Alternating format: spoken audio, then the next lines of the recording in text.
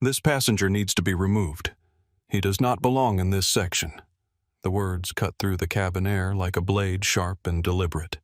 They came from Heather Wilson, senior flight attendant on United Airways Flight 837, her voice carrying a certainty that left no room for question or dignity. What she did not know was that in exactly 18 minutes her entire career would be shattered by a simple flash of a badge, and the man she was trying to humiliate would forever change airline policy across the nation. Before we dive deeper into this shocking story of prejudice, power, and justice served at 30,000 feet, where are you watching from? Drop your city in the comments below. And if you believe in standing up against discrimination, hit that subscribe button and give this video a like. Stories like this deserve to be heard. Now let's meet the man whose quiet dignity was about to collide with raw discrimination, setting off a chain reaction that no one on that flight could have predicted. Dominic Reynolds sat motionless by the airport gate, the weight of his sister's text message still heavy on his mind. "Dad's in hospital. It's serious this time." 6 simple words that had sent him rushing to O'Hare International Airport in Chicago, booking the first available flight to Atlanta. At 38, Dominic was not a man who panicked easily. His career had trained him to remain calm in situations that would break most people. But this was different. This was family, and family existed in a separate compartment of his life, one he guarded fiercely and prioritized absolutely. He wore a simple gray hoodie over a plain black t-shirt, comfortable jeans that had seen better days, and worn-in sneakers. His appearance was deliberately unremarkable, the kind of everyday anonymity that let him blend into any crowd. The only item of significance was his black backpack, which never left his sight. It contained little more than a change of clothes, his laptop phone charger, and something else, something that remained hidden and unspoken. Dominic checked his watch. 30 minutes until boarding.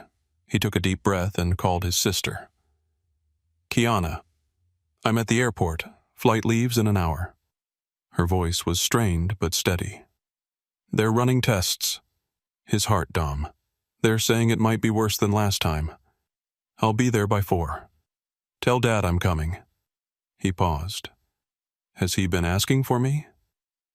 "You know how he is. Won't say it, but I can tell. He needs you here." Dominic closed his eyes briefly. "I'm coming. Just keep him fighting till I get there." As he ended the call, his work phone vibrated. The screen displayed Director Palmer. Dominic hesitated before answering. "Reynolds," he said quietly. "I understand you're taking personal leave," Director Anthony Palmer said without preamble. "Your father?" "Yes, sir. Heart complications. I'm flying to Atlanta now." "I'm sorry to hear that."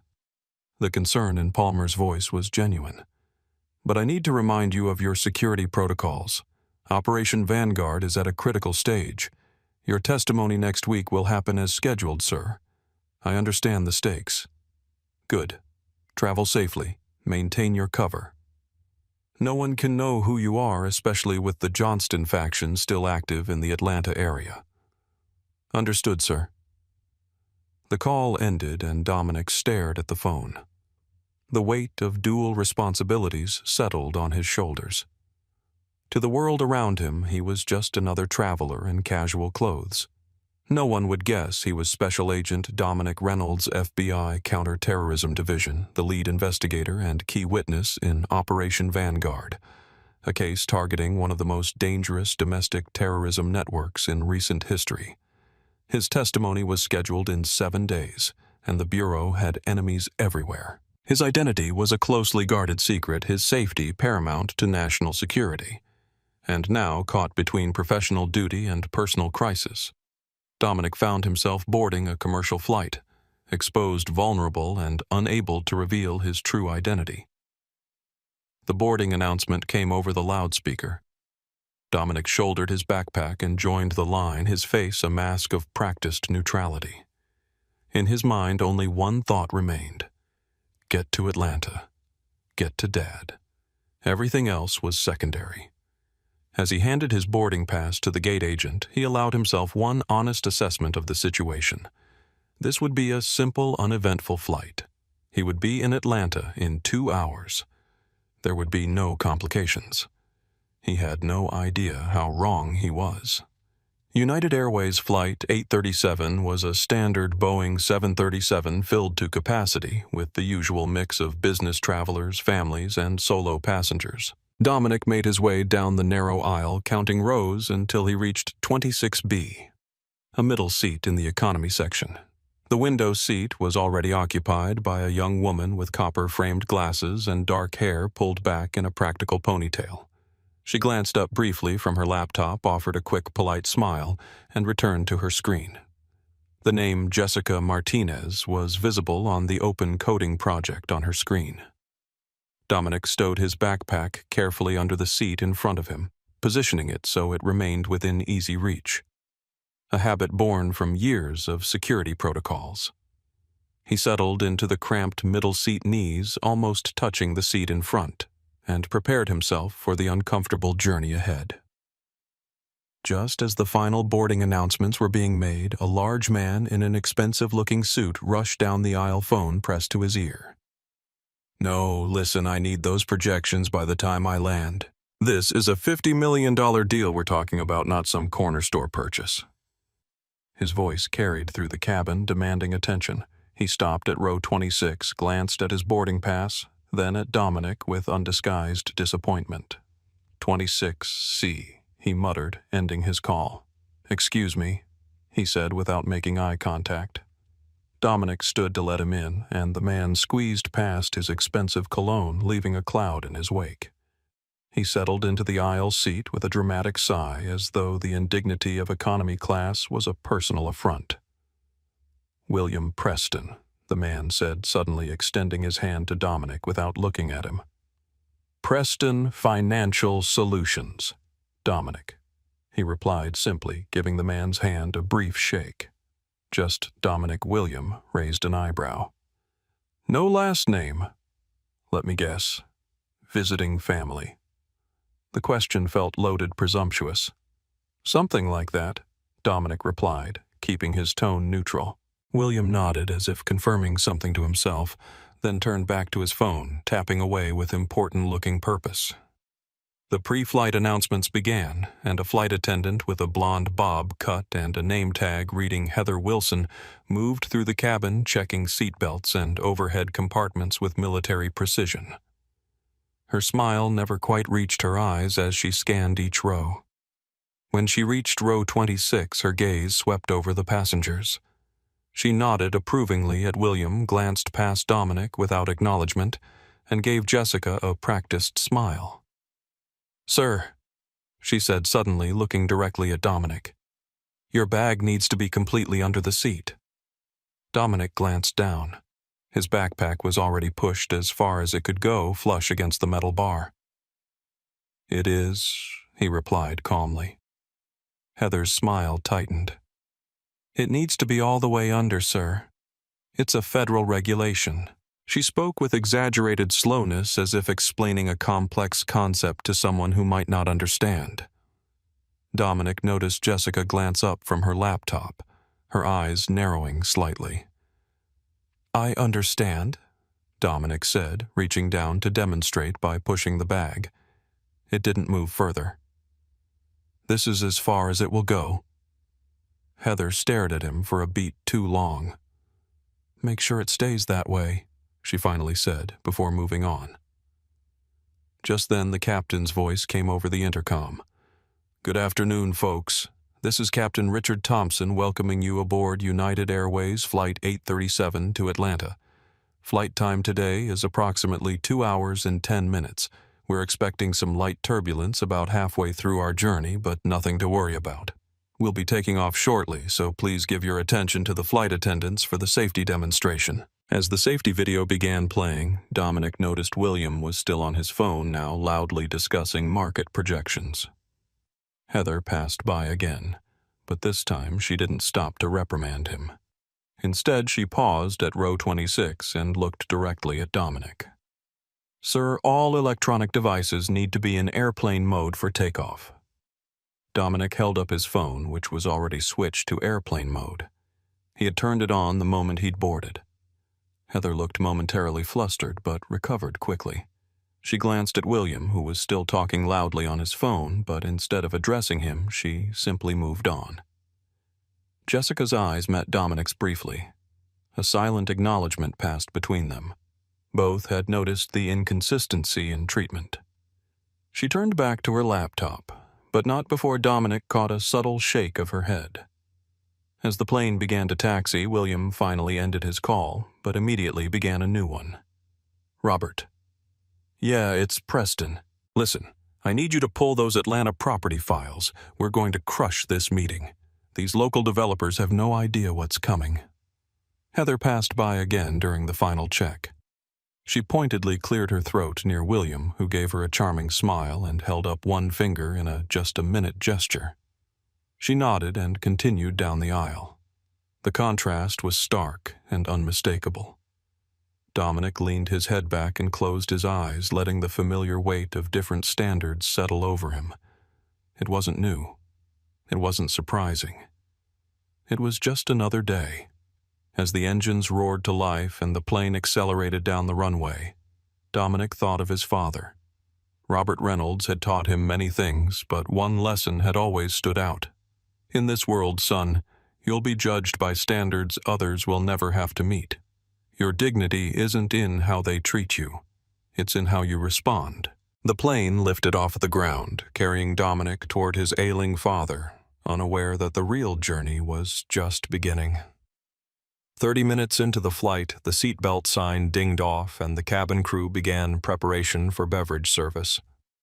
Dominic sat quietly, a book open in his hands, a biography of jazz legend John Coltrane, though his mind kept drifting to his father. Robert Reynolds had introduced him to Coltrane's music when he was just 8 years old, explaining the discipline and soul behind each note. William Preston had not stopped talking since takeoff. After exhausting his supply of business calls, he had turned his attention to his seatmates. So he said, turning to Dominic, "What takes you to Atlanta, business or pleasure, family?" Dominic replied without elaboration.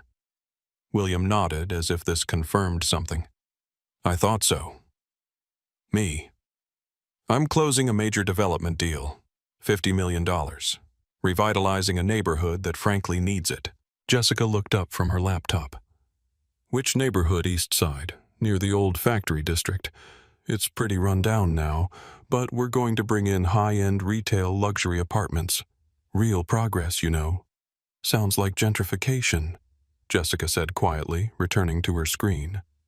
William's expression hardened slightly. "I prefer to call it urban renewal. Those neighborhoods need investment. Those neighborhoods need affordable housing and jobs that match the skills of current residents." Jessica countered, not looking up. "Not displacement." The beverage cart approached, pushed by Heather and another flight attendant. They started at the front of the economy section, working their way back row by row.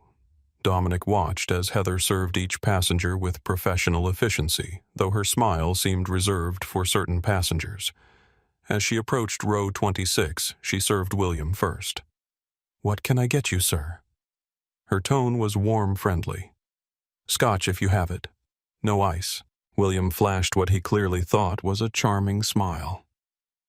"Of course," Heather replied, pouring his drink. She then turned to Jessica. "And for you, miss, just water." "Thank you," Jessica said.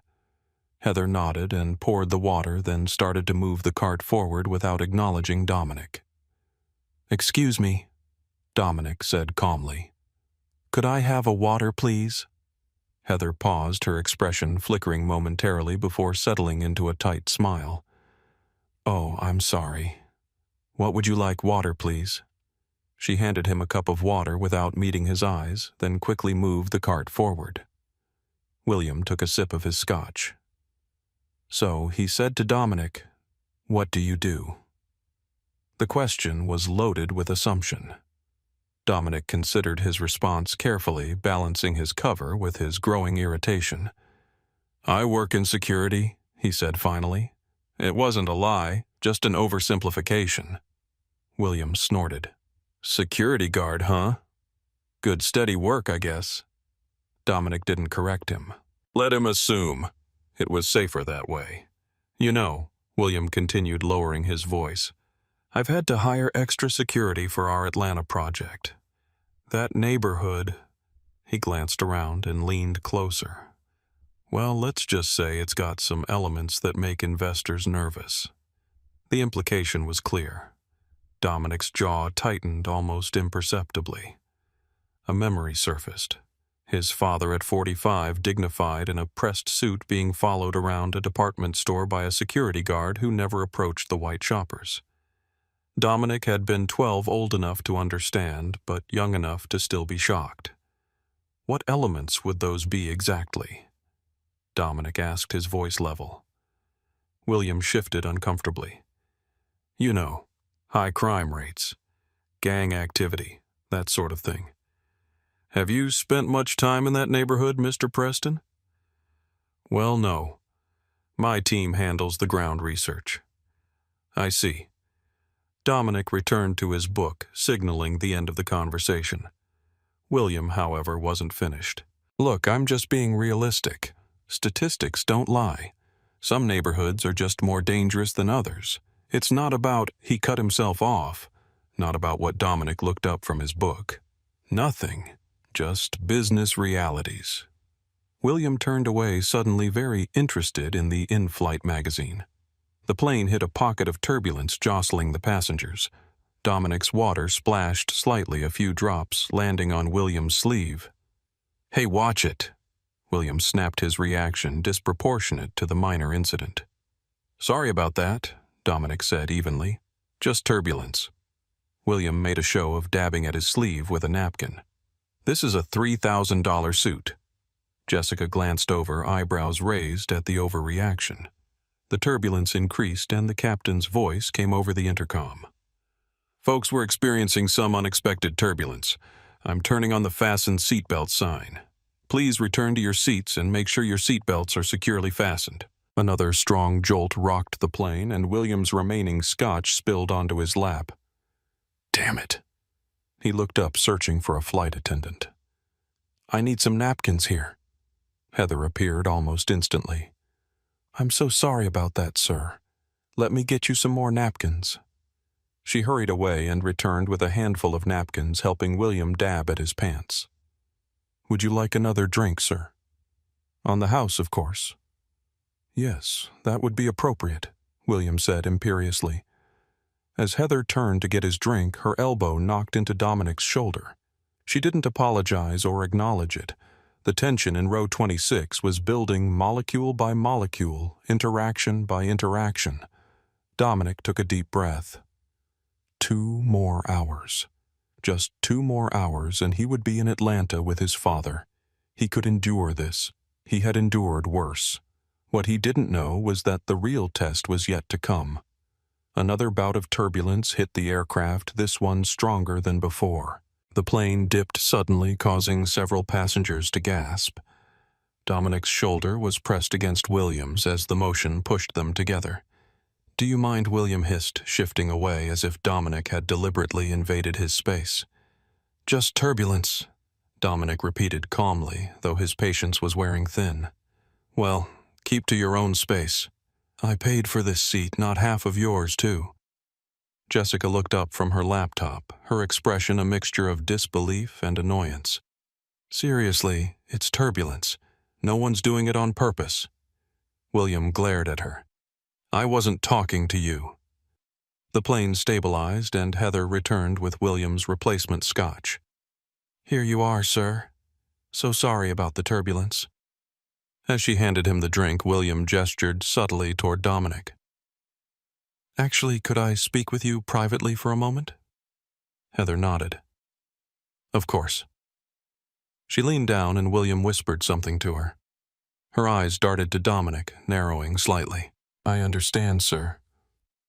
I'll take care of it, she said in a low voice, though not low enough that Dominic couldn't hear.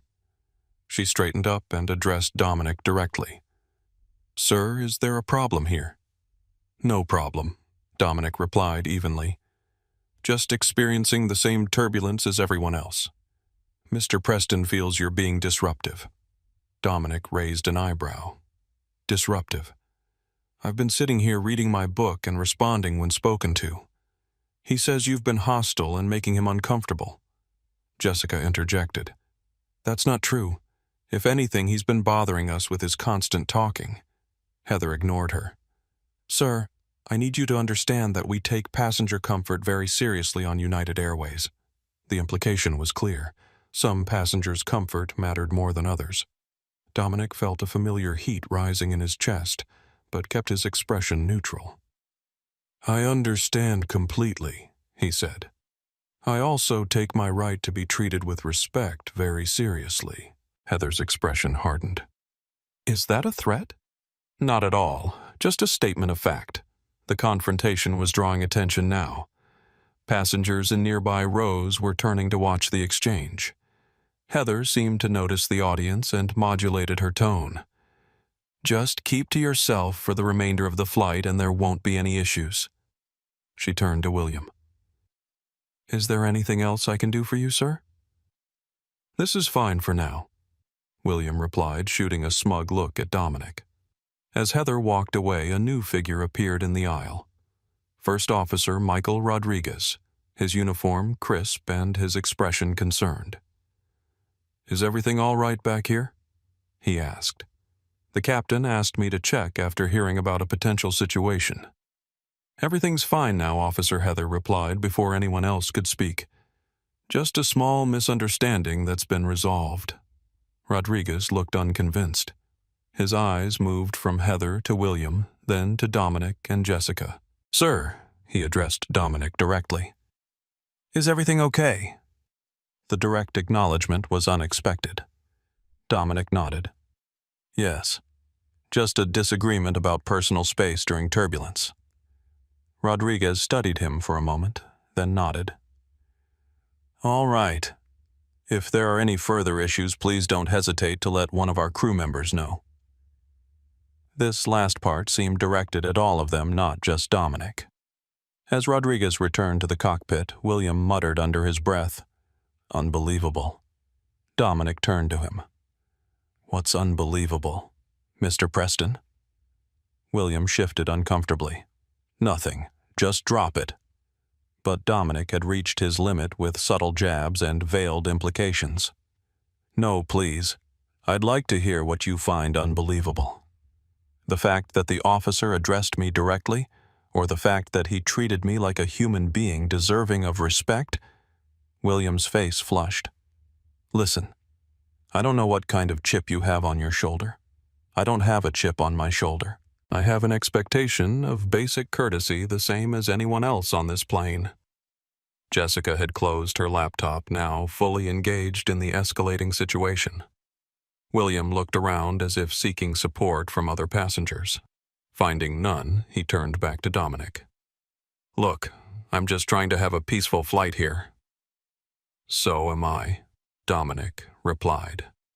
I was sitting here reading when you decided I was taking up too much space during turbulence. Then you whispered to the flight attendant who came over and accused me of being disruptive. Now you're suggesting I have a chip on my shoulder because I expect to be treated with basic dignity. The clarity of Dominic's summary hung in the air between them. Several nearby passengers were now openly listening, some with expressions of discomfort, others nodding slightly in agreement. William seemed to realize he was losing the public narrative. You're twisting things, he said, but his voice lacked conviction. I'm stating facts, Dominic countered. If those facts make you uncomfortable, perhaps you should examine why. William turned away, signaling his desire to end the conversation. But the damage was done. A line had been drawn, and the tension in row 26 had transformed from subtle to explicit. Dominic returned to his book, though he was no longer reading.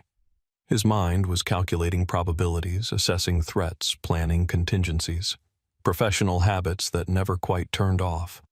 Something had shifted in the cabin's atmosphere, and his instincts told him this confrontation was far from over.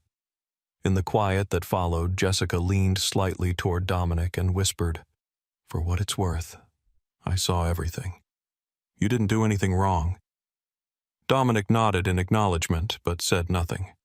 Witnesses were good, but they didn't always matter when systems were stacked against you. His father had taught him that lesson, too. As if summoned by the thought, his mind returned to his father lying in a hospital bed in Atlanta. That was what mattered. Not this petty power play, not William's prejudice, not Heather's bias, just getting to Atlanta, getting to his father's side. Little did he know how much more would stand in his way before that could happen. The flight continued in tense silence for another 20 minutes. Dominic had returned to his book. William was pretending to review documents on his tablet, and Jessica had reopened her laptop, though she seemed more alert to the dynamics around her now. Heather passed by their row several times each time, giving William a reassuring smile while pointedly ignoring Dominic. The pattern was so obvious that even passengers in adjacent rows had begun to notice exchanging glances and whispers. During one pass, William signaled Heather over and whispered something to her again. This time, Dominic caught fragments. "Keeps watching me. Suspicious. Bag. Security concern." Heather's expression changed to one of alarm. She nodded gravely and hurried toward the front of the plane. "What was that about?" Dominic asked William directly. "None of your business," William replied, not meeting his eyes. Dominic felt his professional instincts sharpening. Something was happening, and it wasn't good. Moments later, Heather returned with another flight attendant, a younger woman whose name tag read Lisa. They stopped at row 26, and Heather addressed Dominic. "Sir, we need to check your backpack." The request was unexpected but not surprising given William's whispered conversation. Dominic maintained his composure. "May I ask why we've received a security concern about your bag?" Heather replied, her tone official. "A concern from the passenger sitting next to me who has been trying to create an issue since we boarded." Heather's lips tightened. "Sir, we take all security concerns seriously regardless of who reports them." Dominic nodded slowly. "I understand that. But I also understand that without probable cause or reasonable suspicion, you don't have the authority to search my personal belongings." This was a critical moment. Inside that backpack was his FBI badge, his service weapon secured in a lockbox, and documents related to Operation Vanguard. If they searched it, his cover would be blown, potentially compromising the entire operation and his upcoming testimony. Heather's expression hardened. "Sir, as stated in United Airways terms of service, which you agreed to when purchasing your ticket, we reserve the right to inspect any luggage or personal items if we have security concerns." "I'm familiar with airline regulations," Dominic replied calmly. "Those inspections are typically conducted by TSA officials before boarding, not by flight attendants mid-flight based on a complaint from a passenger with an obvious bias." Jessica spoke up. "He hasn't done anything with his bag the entire flight. It's been under the seat. I've been sitting right next to him."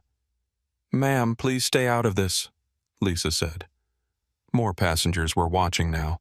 Someone a few rows back had taken out a phone and appeared to be recording. William leaned away from Dominic, putting on a show of discomfort. "I just don't feel safe," he said loudly. "He's been acting strange this whole flight, and now he won't let them check his bag. What's he hiding?" The theatrical performance was having its intended effect. Murmurs rippled through nearby passengers, and Dominic could see the shift in some of their expressions, from neutral observation to suspicion. Dominic faced a crucial decision. If he allowed them to search his bag, his mission could be compromised. If he continued to refuse, the situation would escalate further, potentially leading to even worse outcomes. "I'm not hiding anything," Dominic stated clearly. "I'm exercising my rights as a passenger. If you have a legitimate security concern, then follow proper protocol. Contact the captain, and if necessary, he can contact ground security to meet the plane upon landing." Heather seemed taken aback by his knowledge of procedure. "The captain has already been informed," she said, recovering quickly, "and he agrees with our assessment." As if on cue, the cabin intercom crackled to life. "Ladies and gentlemen, this is Captain Thompson speaking. Due to a situation on board, we will be making an unscheduled landing in Charlotte, North Carolina. Please remain in your seats with your seatbelts fastened. We should be on the ground in approximately 25 minutes. A wave of concerned murmurs swept through the cabin. Passengers looked around, trying to identify the situation. More phones came out, recording discreetly. "Are you serious right now?" Jessica asked incredulously. "You're diverting the entire plane because he won't let you search his bag based on this man's complaint." She gestured to William, who was now putting on a show of being genuinely fearful. "Ma'am, this is now a matter of aircraft security," Lisa replied firmly. Dominic maintained his composure, though internally he was calculating the cascading consequences. A diversion to Charlotte meant delay. Delay in reaching his father. Delay that could be critical. It also meant potential exposure, law enforcement involvement, and possible compromise of his undercover status.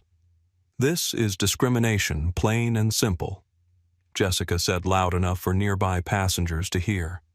"I've been watching this whole interaction. This man," she pointed at William, "has been antagonizing him since takeoff, and now he's fabricating security concerns because he didn't like being called out on his behavior." William's face reddened. "How dare you?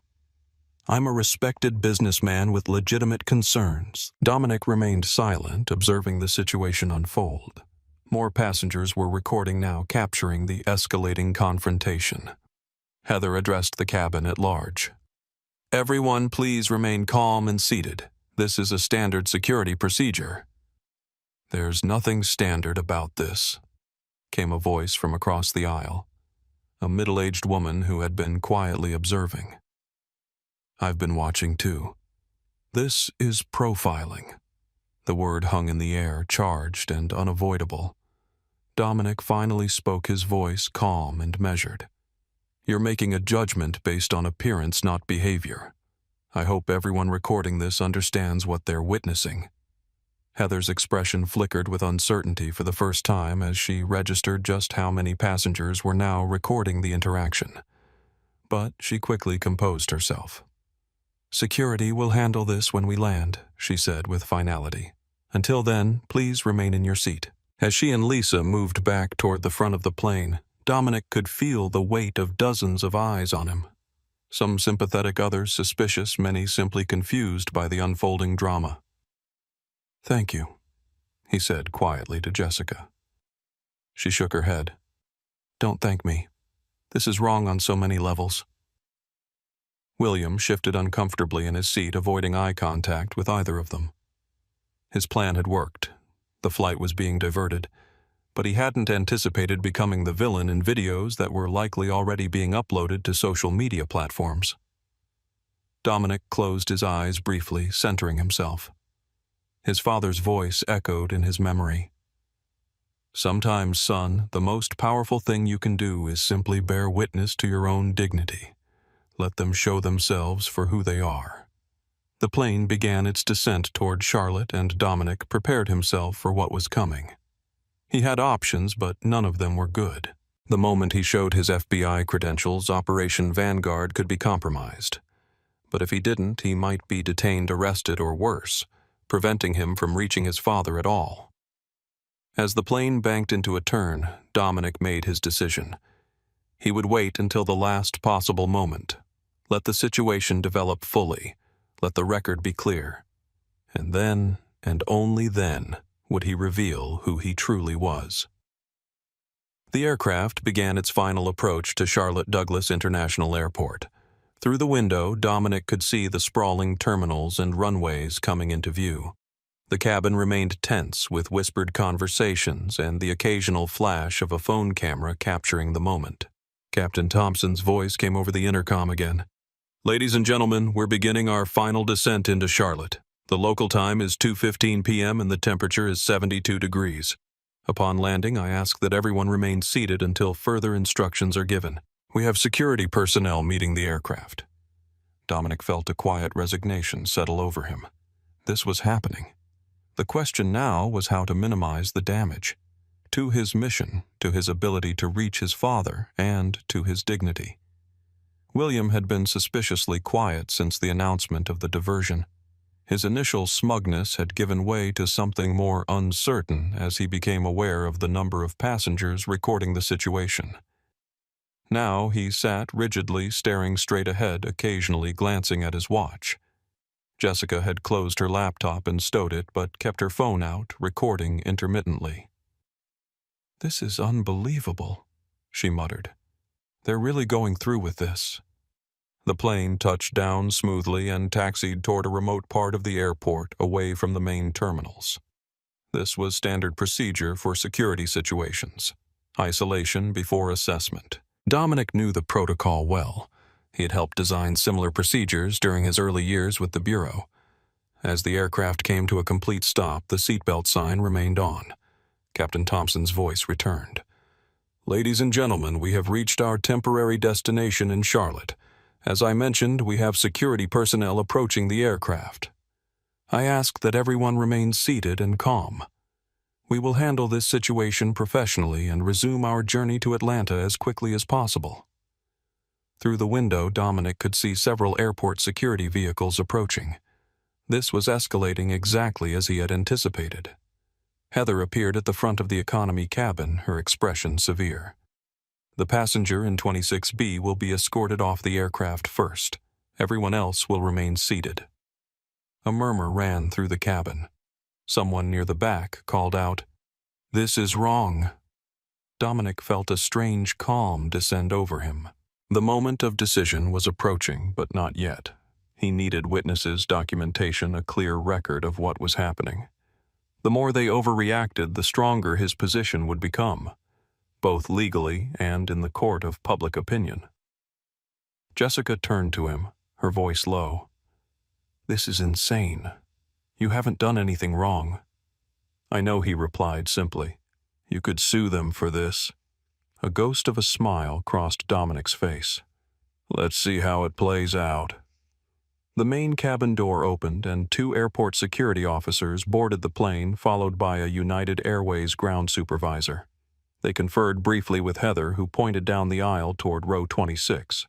The security officers, both white men in their 30s with buzz cuts and imposing physiques, began making their way down the aisle. Their name badges read Riggs and Anderson. "Sir," the officer named Riggs addressed Dominic, "we need you to gather your belongings and come with us." Dominic looked at him steadily. "On what grounds am I being removed from this flight?" "The flight crew has reported a security concern. We need you to comply immediately." "What specific security concern? I've done nothing wrong." Officer Anderson stepped forward. "Sir, we can discuss this in the terminal. Right now, I need you to stand up and come with us." Jessica interrupted. "This is discrimination. He's done nothing wrong. I've been sitting next to him the entire flight."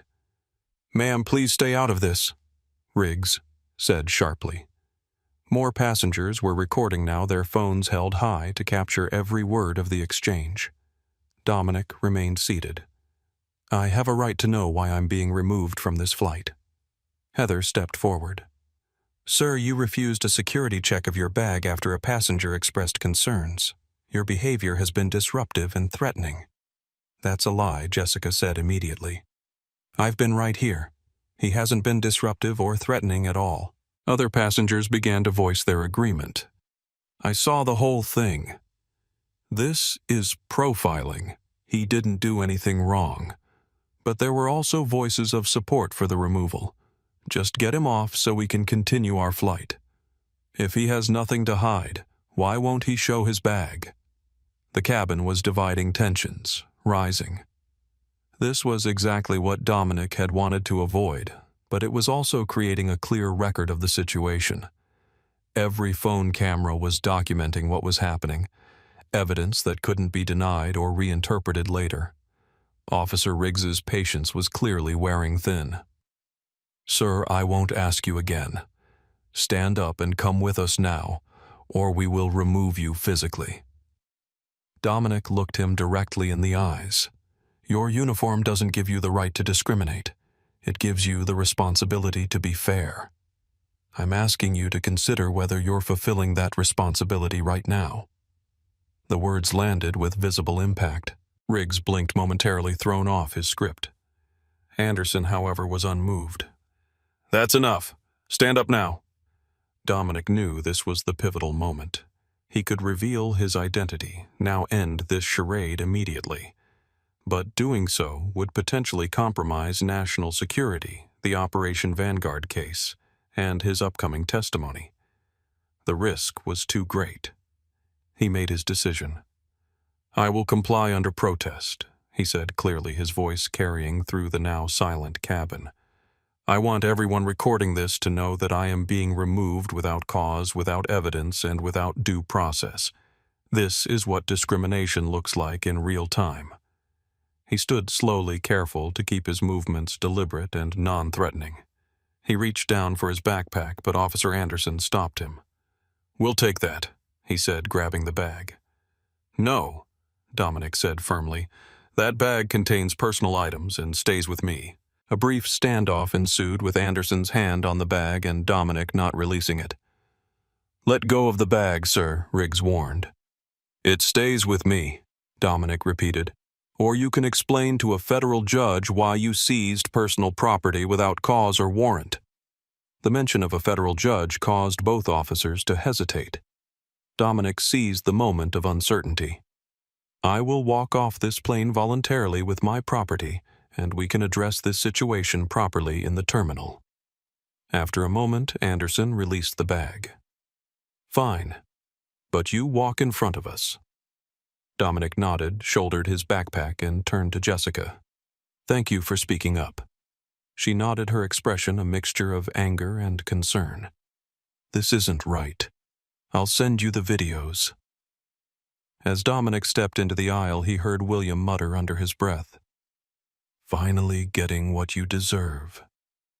Dominic paused, turned, and looked William directly in the eyes. "I'm not upset that you can't see who I am. I'm concerned that you think you already know." The statement landed like a physical blow. William recoiled slightly, his expression uncertain. With dignity intact, Dominic began walking toward the front of the plane, the security officers close behind him. As he passed through first class, he could feel the weight of every stare, hear the whispers, sense the judgments being formed and reformed. At the front of the plane, Captain Thompson stood near the cockpit door observing the scene. His eyes met Dominic's briefly, and something passed between them. A flicker of doubt, perhaps, or the first inkling that a grave mistake was being made. Heather stood by the exit, her expression vindicated. "Security will handle you from here," she said, the smugness in her tone unmistakable. Dominic didn't respond. He simply walked past her and stepped onto the jetway where his patience would face its final test. The jetway was empty and eerily quiet after the tension-filled cabin. Dominic walked steadily forward, his backpack secure on his shoulder, the security officers, Riggs and Anderson, close behind him. He maintained a deliberate pace, not rushing, not dawdling, his posture upright and dignified despite the humiliation of the situation. "Stop right there," Officer Riggs commanded when they reached the midpoint of the jetway, away from the aircraft door but still not visible to the terminal. "Turn around slowly." Dominic complied, turning to face the two men. Their stances had shifted, becoming more aggressive now that they were away from the watchful eyes and recording phones of the passengers. "Put the bag down." Anderson ordered, his hand hovering near his belt. "The bag stays with me," Dominic repeated calmly. "It contains personal items." "This isn't a negotiation," Riggs said, stepping closer. "Put the bag down now." Dominic assessed the situation with the clarity of his professional training. Both officers were positioned to block his path. Their body language indicated escalation was imminent. There were no witnesses present in the jetway, though security cameras would be recording, assuming they were functioning. "I understand you're doing your job," Dominic said, keeping his voice level. "But I need you to understand that I've done nothing wrong. I'm being removed from this flight because of prejudice, not because of any security threat." "That's not our concern," Anderson replied. Our job is to remove you from the aircraft, which we've done. Now we need to check your bag before escorting you to the security office. Dominic knew what would happen if they checked his bag. His FBI credentials would be discovered along with his service weapon. While this would immediately change the dynamic, it would also potentially compromise Operation Vanguard. He needed to delay that revelation until absolutely necessary. "I've complied with your request to leave the aircraft," he said. "I will accompany you to the security office, but my bag remains with me unless you have probable cause or a warrant." Riggs exchanged a glance with Anderson, then stepped forward, suddenly reaching for the backpack. "Enough of this." Dominic stepped back, maintaining his grip on the bag. "Don't do this," he warned. "You're making a mistake." "The mistake was yours," Anderson said, moving to flank Dominic. "Last chance to cooperate." Dominic stood his ground. "I know my rights. What you're doing is illegal." That was enough for Riggs. He lunged forward, grabbing Dominic's arm while reaching for the bag. Anderson moved in from the other side, and suddenly Dominic found himself in a physical confrontation he had hoped to avoid. He didn't resist. That would only escalate the situation further, but he also didn't surrender his backpack. The resulting struggle was awkward and increasingly aggressive as the officer's frustration mounted. "Stop resisting," Riggs shouted, though Dominic wasn't fighting back. "I'm not resisting," Dominic replied evenly. "I'm maintaining possession of my property, which is my right." Anderson grabbed Dominic's shoulder and pulled him backward roughly. On the ground. Now. The situation was spiraling. If they forced him to the ground, injury became more likely and his options would narrow dramatically. Dominic made a split-second decision. He released the backpack. "Fine," he said, letting go. "Take it, but I want both of your badge numbers and names for the lawsuit that will follow." The sudden capitulation seemed to throw the officers off balance. Riggs stumbled slightly as the resistance disappeared while Anderson quickly grabbed the backpack. "On your knees," Riggs demanded, recovering his composure. "That's unnecessary," Dominic replied. "I've complied with your demand to surrender my bag." "On your knees," Riggs repeated more forcefully. Dominic looked him directly in the eyes. "No, I will walk with you to the security office, but I will not kneel. There's no threat here that justifies that level of control." The standoff stretched for several long seconds. Then Anderson, who had been examining the backpack, called out, "Riggs, there's some kind of metal box in here. Locked." That was the secure container for his service weapon, biometrically sealed and impossible to open without his fingerprint. But they wouldn't know that. Riggs's expression darkened. "What's in the box?" he demanded. The moment of truth was approaching, but Dominic decided to hold out a little longer. "Personal items," he said. "Nothing illegal or dangerous." "Open it," Riggs ordered. "I can't. Not here." Anderson stepped forward, the backpack in one hand. "What do you mean you can't? I mean, it's not possible to open it here." The officers exchanged glances, their suspicion visibly increasing. Against the wall, Riggs ordered suddenly, "Hands where I can see them."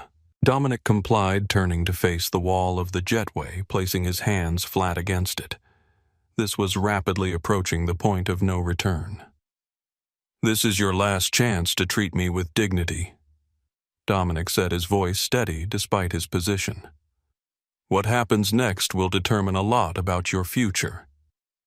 "Shut up," Anderson snapped. "You don't make threats here. It's not a threat. It's a fact." Riggs approached from behind, and Dominic felt hands patting down his sides, checking for weapons or contraband. Finding nothing, Riggs stepped back. "Let's move," he said. "Security office. Now." They led Dominic through the jetway door into the terminal where several passengers waiting at nearby gates turned to watch the spectacle of a man being escorted by security. Some raised phones to record the scene.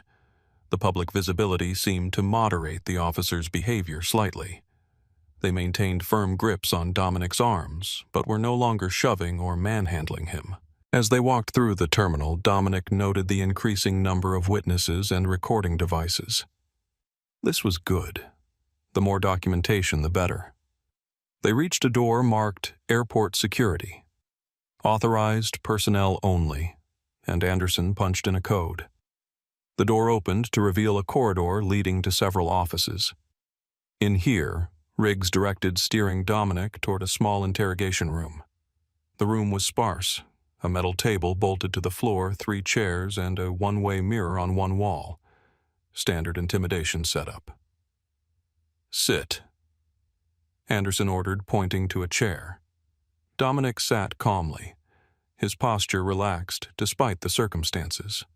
He watched as Anderson placed the backpack on the table, eyeing it suspiciously. Now Riggs said, looming over him, "You're going to tell us exactly what's in that box, or things are going to get very unpleasant for you." Dominic looked up at him steadily. "Officer Riggs, I understand you believe you're doing your job, but you've made a series of escalating mistakes, and I'm giving you one last opportunity to correct course before irreparable damage is done to your career." Anderson laughed harshly. "Listen to this guy. Who do you think you are?" The moment had come. Dominic took a deep breath. "I think you should call your supervisor. Right now." "We don't take orders from you," Riggs sneered. "No," Dominic agreed. "But you do take orders from the Federal Bureau of Investigation, and right now you're interfering with a federal officer in the execution of his duties." The officers froze, exchanging uncertain glances. "Bullshit," Anderson said, but there was a flicker of doubt in his eyes. "Call your supervisor," Dominic repeated calmly. "This situation has gone far enough." Back on the jetway, the confrontation had reached a critical point. Dominic stood with his back against the wall, the 2 security officers, Riggs and Anderson, facing him with increasing aggression. His backpack lay on the ground between them, the subject of their suspicion and the catalyst for this escalating situation. "What's in the box?" Riggs demanded again, his patience clearly exhausted. Dominic maintained his composure, though he knew the moment of revelation was approaching. "I've told you. Personal items that are not a security threat." "Then open it," Anderson insisted. "I can't do that here." "Can't or won't," Riggs stepped closer, invading Dominic's personal space. Both Dominic replied evenly. "The contents are secure for a reason, and this jetway is not the appropriate place to reveal them." Anderson scoffed. "Listen to this guy, not the appropriate place." "Who do you think you are?" The question hung in the air, an unintentional invitation that Dominic was not yet ready to accept. Instead, he tried one more time to de-escalate. "I understand you're doing what you believe is your job, but you're making assumptions based on incomplete information, and those assumptions are leading you to act in ways that will have serious consequences. The only one facing consequences here is you," Riggs said, jabbing a finger toward Dominic's chest. "Last chance. Open the box, or we'll consider it a threat and respond accordingly." Dominic assessed his options. The situation had deteriorated beyond peaceful resolution. If he continued to refuse, physical force was imminent. If he revealed his identity now, Operation Vanguard could be compromised, but at least he would avoid further humiliation and potential injury. He made his decision. "This is your last chance to treat me with dignity." Dominic said, his voice calm but carrying a new weight of authority. "What happens next will determine a lot about your future." "Is that a threat?" Anderson stepped forward, hand moving to his belt where a taser was holstered. "No," Dominic replied. "It's a fact." Riggs had had enough. He grabbed Dominic's shoulder roughly. "Against the wall. Now!" Dominic didn't resist as Riggs spun him around, pushing him face first against the jetway wall. He felt hands patting down his sides, checking for weapons. "Spread your legs," Riggs commanded. Dominic complied, allowing the search to continue. This was crossing a line that could not be uncrossed, and he knew it. "Nothing," Riggs reported, stepping back. Anderson picked up the backpack, unzipping the main compartment. Let's see what you're so determined to hide. He pulled out clothes, a book, a phone charger, and finally the metal lockbox, approximately the size of a large paperback book, with a biometric scanner on its face. What's this? Anderson held it up. As I said, it's secured for a reason, Dominic replied, still facing the wall. Turn around, Riggs ordered. Dominic turned slowly to face them. The moment of truth had arrived. Open it, Anderson demanded, holding out the box. I will open it, Dominic said evenly, but I need you both to understand something first. The moment I do, everything changes. Not just for me, but for you. The officers exchanged glances, uncertainty flickering across their faces for the first time. Enough games, Riggs snapped. Open it now. Dominic nodded once. Very well. He reached slowly into the inner pocket of his hoodie, a movement that caused both officers to tense, and withdrew not a weapon, but a slim, black wallet. Before I open that box, he said, holding the wallet, you should see this first. He flipped the wallet open to reveal a gold shield and identification card. The words, Federal Bureau of Investigation, were clearly visible, along with his photo and name, Special Agent Dominic Reynolds. The effect was immediate and dramatic. Both officers froze their expressions, transforming from aggressive confidence to stunned disbelief in an instant. What the? Anderson's voice trailed off. Riggs took an involuntary step backward. Is this some kind of joke? I assure you it's not. Dominic replied, his voice now carrying the full weight of his authority. Special Agent Dominic Reynolds, FBI Counterterrorism Division. You've just interfered with a federal officer in the execution of his duties. The silence that followed was profound, broken only by the distant sounds of the airport terminal beyond the jetway door.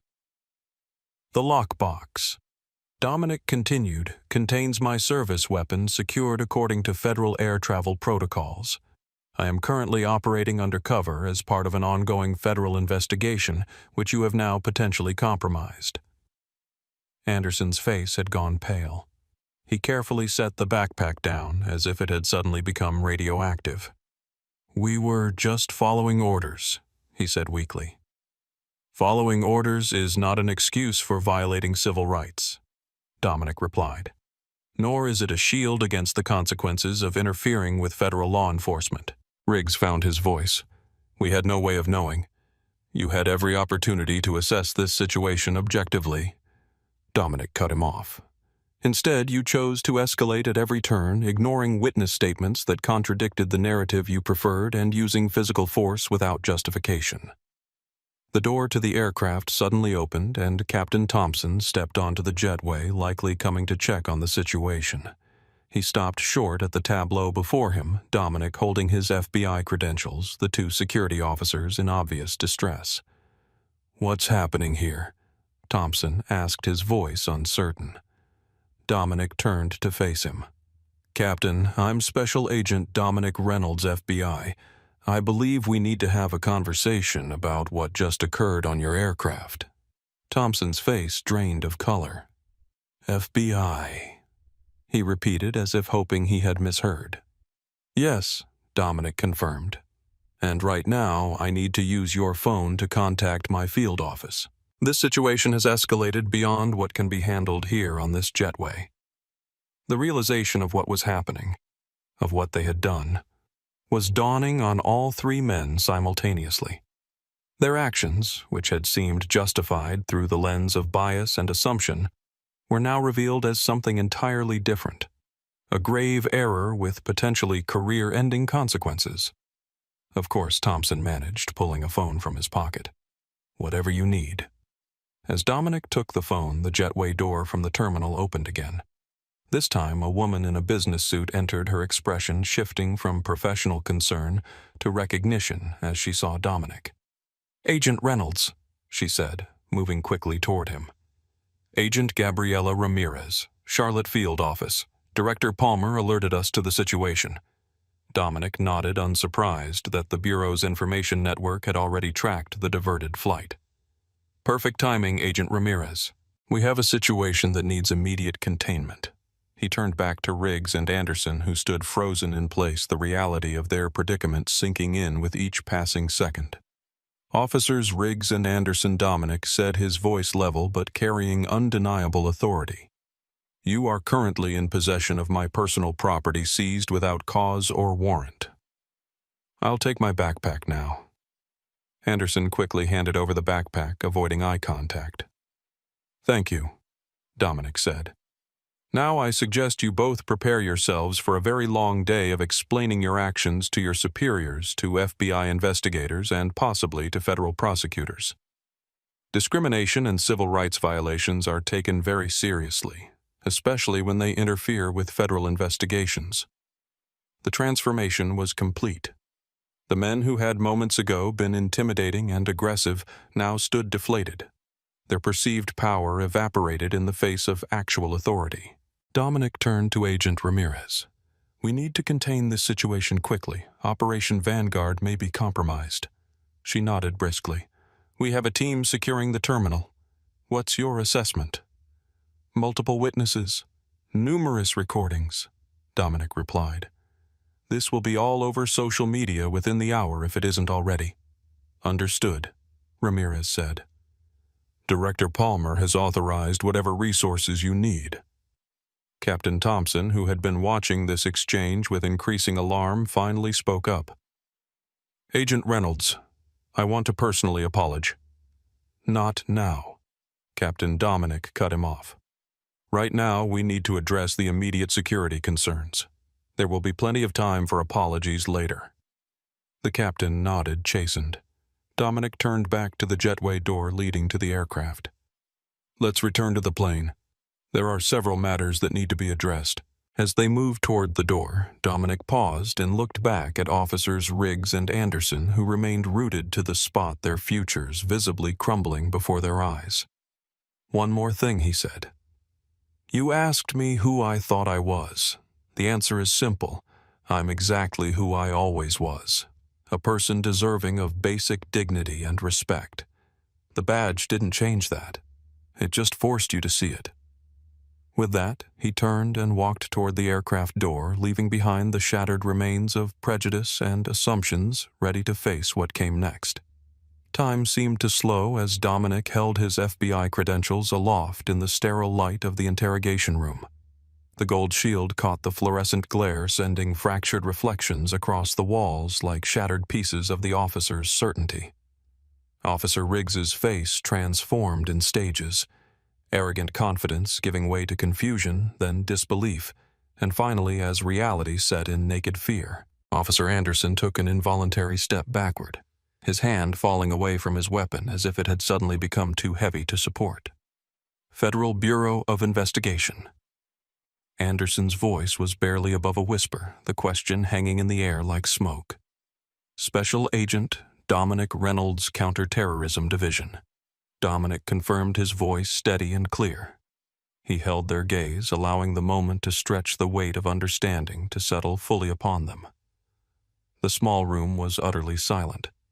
Even breathing seemed suspended as the implications rippled outward like a stone dropped in still water. This is... Riggs began, but words failed him.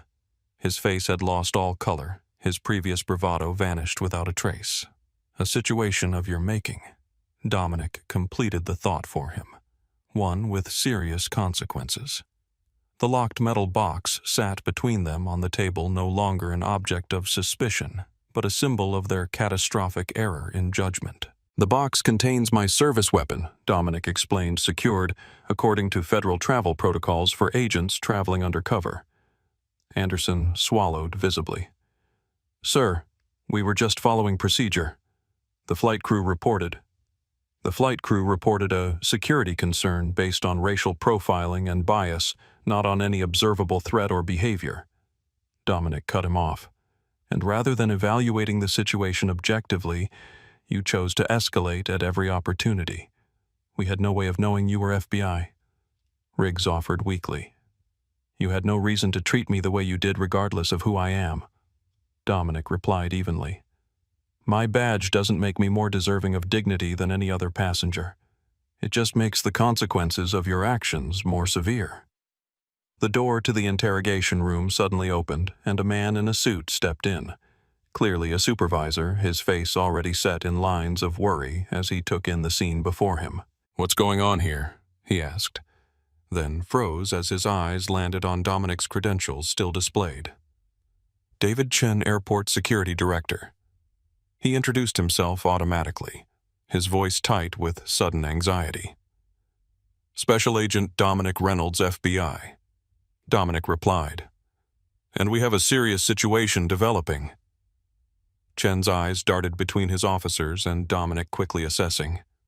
"I just received a call from the FBI Charlotte field office. They're sending agents." "They're already here," came a voice from the doorway. All eyes turned to see a woman in a dark suit standing there, her own credentials displayed. "Special Agent Gabriela Ramirez, Charlotte field office." She entered the room, her gaze taking in the scene with professional efficiency before settling on Dominic. "Agent Reynolds, Director Palmer sends his regards and his concern. He's been briefed on the situation." Dominic nodded. "Thank you for responding so quickly, Agent Ramirez." She turned to the security director. "Mr. Chen, we'll need your officers debriefed and processed immediately. This incident potentially compromises an ongoing federal investigation of significant national security importance."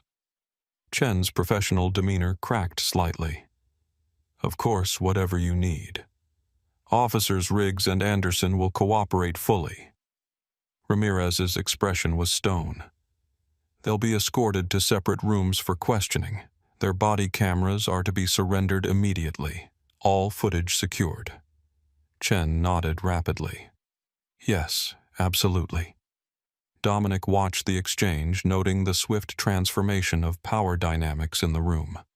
The men who had manhandled and threatened him moments ago now stood silent and diminished, their authority stripped away by the simple revelation of who he actually was. Ramirez turned back to Dominic. "Agent Reynolds, we should move to a secure location. There are several matters requiring immediate attention." Dominic nodded, standing up and reclaiming his backpack. As he did, his phone vibrated with an incoming call. His sister Kiana wondering why he hadn't landed in Atlanta yet. The reminder of his father's condition sent a pang through him, sharpening his focus. "Agent Ramirez, while this situation is being contained, I need to make arrangements to continue to Atlanta as soon as possible. Family emergency." "Already arranged," she replied efficiently. "We have a Bureau aircraft standing by. But first, we need to address the situation on United Airways 837. The passengers, the recordings, the flight crew. All of it." Dominic nodded grimly. "Let's go." As they exited the interrogation room, leaving behind the stunned security officers, Dominic caught a glimpse of more FBI agents arriving, moving with purposeful efficiency through the terminal. The machinery of federal response was fully engaged now, working to contain both the security breach and the public relations crisis that was surely brewing. They walked briskly through the corridor, Ramirez briefing him as they moved. "Initial assessment shows at least 12 passengers recorded the incident. Social media uploads have already begun. We're working on containment, but it's likely too late." Dominic finished for her. "The videos are out there." "Yes," she confirmed. "Director Palmer is preparing a statement categorizing this as part of a security training exercise, but with this many witnesses and recordings, it won't hold." Dominic agreed. "The truth will emerge. We need to get ahead of it." They reached a door leading back to the terminal, where they could see the jetway extending to the aircraft. United Airways Flight 837 sat on the tarmac, passengers still on board, unaware of the dramatic revelations taking place. "Captain Thompson and the flight crew?" Dominic asked. Waiting to be interviewed, Ramirez replied, "As is the passenger who initiated the complaint. A William Preston, according to the manifest." At the mention of Preston's name, Dominic felt a surge of cold anger quickly controlled. He should be handled separately. His false allegations were deliberate and malicious. Ramirez nodded. Noted. How do you want to proceed with the aircraft? Dominic considered for a moment. I want to return to the cabin. The passengers deserve to see the resolution, especially those who spoke up. As they approached the jetway entrance, Dominic spotted Captain Thompson standing with another FBI agent, his face ashen. When he saw Dominic approaching, Thompson straightened his expression, a mix of dread and shame. Agent Reynolds Thompson began, I want to... Not now. Captain Dominic cut him off. First, we address your passengers and crew. Then we'll discuss your role in this incident. Thompson nodded, mutely defeated. Dominic turned to Ramirez. Let's proceed to the aircraft. As they walked down the jetway, Dominic felt the weight of his badge in his pocket, a symbol of authority that should never have been necessary to invoke for basic human dignity. But now that it had been revealed, it carried a power that would reshape the lives of everyone involved in this incident. What awaited him on the plane was a reckoning, not just for those who had wronged him, but for a system that had allowed such wrongs to occur in the first place. The return to the aircraft cabin felt like stepping onto a stage. As Dominic entered through the front door, followed by Agent Ramirez and 2 additional FBI agents, a hush fell over the previously murmuring passengers. All eyes turned to him, recognition flickering as they connected the man who had been forcibly removed with the composed figure now standing in the aisle, authority radiating from his posture. Heather Wilson. The flight attendant who had been so dismissive earlier stood frozen by the galley, her eyes widening as she took in the FBI agents flanking Dominic. The blood drained from her face as understanding dawned. Captain Thompson entered behind them, visibly uncomfortable. Ladies and gentlemen, he began, his voice lacking its previous confidence. I need to inform you of a development regarding our unscheduled landing. Dominic stepped forward, effectively taking control of the situation. I'll handle this, Captain. He turned to address the cabin, his voice clear and carrying easily to the back rows. My name is Special Agent Dominic Reynolds of the Federal Bureau of Investigation. Many of you witnessed my removal from this aircraft approximately 30 minutes ago following allegations of suspicious behavior. A buzz of whispers swept through the cabin as passengers processed this information. Those allegations, Dominic continued, were false and unsubstantiated, based on racial profiling rather than any legitimate security concern. As a result, this flight was unnecessarily diverted, and a federal officer was prevented from carrying out his duties. From his seat in 26C, William Preston seemed to shrink into himself, suddenly very interested in his shoes. Jessica Martinez, still in 26A, was recording everything, a small satisfied smile playing at the corners of her mouth. The situation, Dominic went on, has been addressed, and those responsible will be held accountable. FBI agents will be taking statements from passengers in rows 24 through 28, as well as anyone else who directly witnessed the interactions leading to my removal. Agent Ramirez stepped forward. We also request that anyone who recorded any part of the incident share those recordings with our agents. This is a matter of potential national security importance. A hand went up from a few rows back. Are we still going to Atlanta? A woman asked. Yes, Dominic assured her. After statements are taken, this flight will continue to its destination. For those with tight connections, alternative arrangements will be made. Another passenger spoke up. What about them? He pointed toward Heather and the other flight attendants. Are they just going to get away with this? I assure you, Dominic replied, no one is getting away with anything. United Airways will be conducting a full investigation, as will the Federal Aviation Administration and the Department of Justice Civil Rights Division. Heather's face crumpled at this, the reality of her situation finally hitting home. One more thing, Dominic added. To those passengers who spoke up when they witnessed injustice, thank you. Your willingness to go on record made a difference. To those who remained silent or supported the removal without evidence, I hope this serves as a moment of reflection. He turned to Agent Ramirez. Let's proceed. As agents began moving through the cabin to collect statements, Dominic approached William Preston. The businessman was visibly sweating, now his earlier arrogance replaced by naked fear. "Mr. Preston," Dominic said, his voice low but carrying enough for nearby passengers to hear. "A word, please." William looked up, his face a mask of panic. "Listen, I never meant. Step into the aisle, please." William complied reluctantly, standing on shaky legs. "You deliberately made false allegations that led to the diversion of this aircraft and the interference with a federal officer's duties." Dominic stated, his tone professional but unyielding. "Those actions have consequences." "It was a misunderstanding," William protested weakly. "I genuinely thought—" "No, Dominic cut him off. You didn't think at all. You acted on bias and assumption, then fabricated a security concern to validate your prejudice." William's mouth opened and closed, no words emerging. "Agent Rodriguez will escort you from the aircraft," Dominic continued, gesturing to one of the FBI agents. "You'll be questioned regarding your statements and actions. Depending on the findings, you may face federal charges for making false statements and interfering with a federal investigation." The color drained from William's face. "Federal charges? But my business? My reputation?" "You should have considered those before lying to the flight crew," Dominic said simply. As Agent Rodriguez led a shell-shocked William Preston toward the exit, Dominic turned his attention to Jessica, who was still recording. "Thank you for speaking up," he said quietly. She lowered her phone. "I couldn't just sit there and watch it happen. It was wrong. Many people would have stayed silent."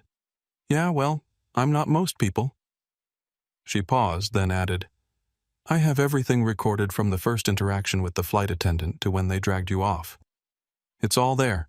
"That evidence will be important," Dominic acknowledged. "An agent will take your statement and contact information." Next, Dominic approached the forward galley where Captain Thompson and Heather Wilson waited, both looking as though they were facing a firing squad. Captain Thompson. Flight Attendant Wilson. Dominic addressed them formally. "Agent Ramirez will be taking your statements individually. I suggest you be completely forthcoming about the decisions made today and the factors that influence them." Heather's composure finally broke. "I was just following procedure," she said, her voice quavering. "The passenger reported a security concern and You selectively enforced rules from the moment I boarded." Dominic interrupted. "You ignored identical behaviors from other passengers while scrutinizing mine. You escalated a non-situation based on bias, not evidence." "I didn't know you were FBI," she said weakly. "That shouldn't matter," Dominic replied. "Every passenger deserves the same respect and fair treatment regardless of their profession or position." Captain Thompson cleared his throat. "Agent Reynolds, as the captain of this aircraft, the responsibility for all decisions ultimately rests with me. I failed in my duty to properly assess the situation before agreeing to divert." Dominic nodded, acknowledging the captain's acceptance of responsibility. "Your statement will be taken as well, Captain. The decision to continue this flight to Atlanta will depend on whether a replacement crew is deemed necessary." As the scene in the cabin continued to unfold, agents taking statements, passengers recording and discussing in hushed tones, the flight crew coming to terms with their new reality, Dominic stepped aside to check his phone. 3 missed calls from Kiana. His heart sank. He needed to get to Atlanta to his father's side as soon as possible. Agent Ramirez approached him. "We've arranged for a Bureau aircraft to take you to Atlanta as soon as we're done here. Should be ready in about 30 minutes. "Thank you, Dominic," said gratitude evident in his voice. "I need to make a call first." He stepped into the now empty first-class cabin and dialed his sister. "Dom, where are you? Your flight should have landed an hour ago." Kiana's voice was tense with worry. "There was a situation with the flight. I'm in Charlotte, but I'll be in Atlanta soon. Private flight." He kept the explanation deliberately vague. How's Dad stable for now? The doctors say the next 24 hours are critical. He's been asking for you. Tell him I'm coming. I'll be there as fast as I can. As he ended the call, Dominic looked out the window at the airport tarmac where several FBI vehicles were now parked near the plane. What had begun as a simple flight home had transformed into something much larger. A very public collision between prejudice and justice with consequences that would ripple outward long after today. He turned back toward the cabin where Agent Ramirez was efficiently coordinating the taking of statements and securing of evidence. The machine of federal response was in full motion now, containment and investigation proceeding simultaneously. Agent Reynolds, she called to him. We have a situation developing online. The videos are going viral faster than we can contain them. Dominic nodded grimly. In the digital age, truth moved at the speed of light, especially when that truth exposed injustice in such a raw, undeniable form. Let it go, he decided. Sometimes the most powerful weapon against prejudice is visibility. As he watched the continued activity in the cabin, William Preston being escorted away, Heather Wilson giving her statement with tears streaming down her face, Jessica Martinez showing her recordings to an agent, Dominic felt a complex mix of emotions. Vindication. Yes, but also a deep weariness at the familiar pattern this incident represented. He had won this battle decisively, but the war against prejudice and profiling continued. For now, though, his focus needed to be on his father, on family, on what truly mattered beyond badges and authority. The next phase of this incident would unfold with or without his direct involvement. The wheels of justice, once set in motion, had their own momentum. The tarmac outside Charlotte Douglas International Airport buzzed with activity. 3 FBI vehicles were parked near United Airways Flight 837, and agents moved with purposeful efficiency between the terminal and the aircraft. Inside the cabin, the investigation was in full swing. Dominic stood near the cockpit door conferring with Agent Ramirez while monitoring the scene throughout the cabin.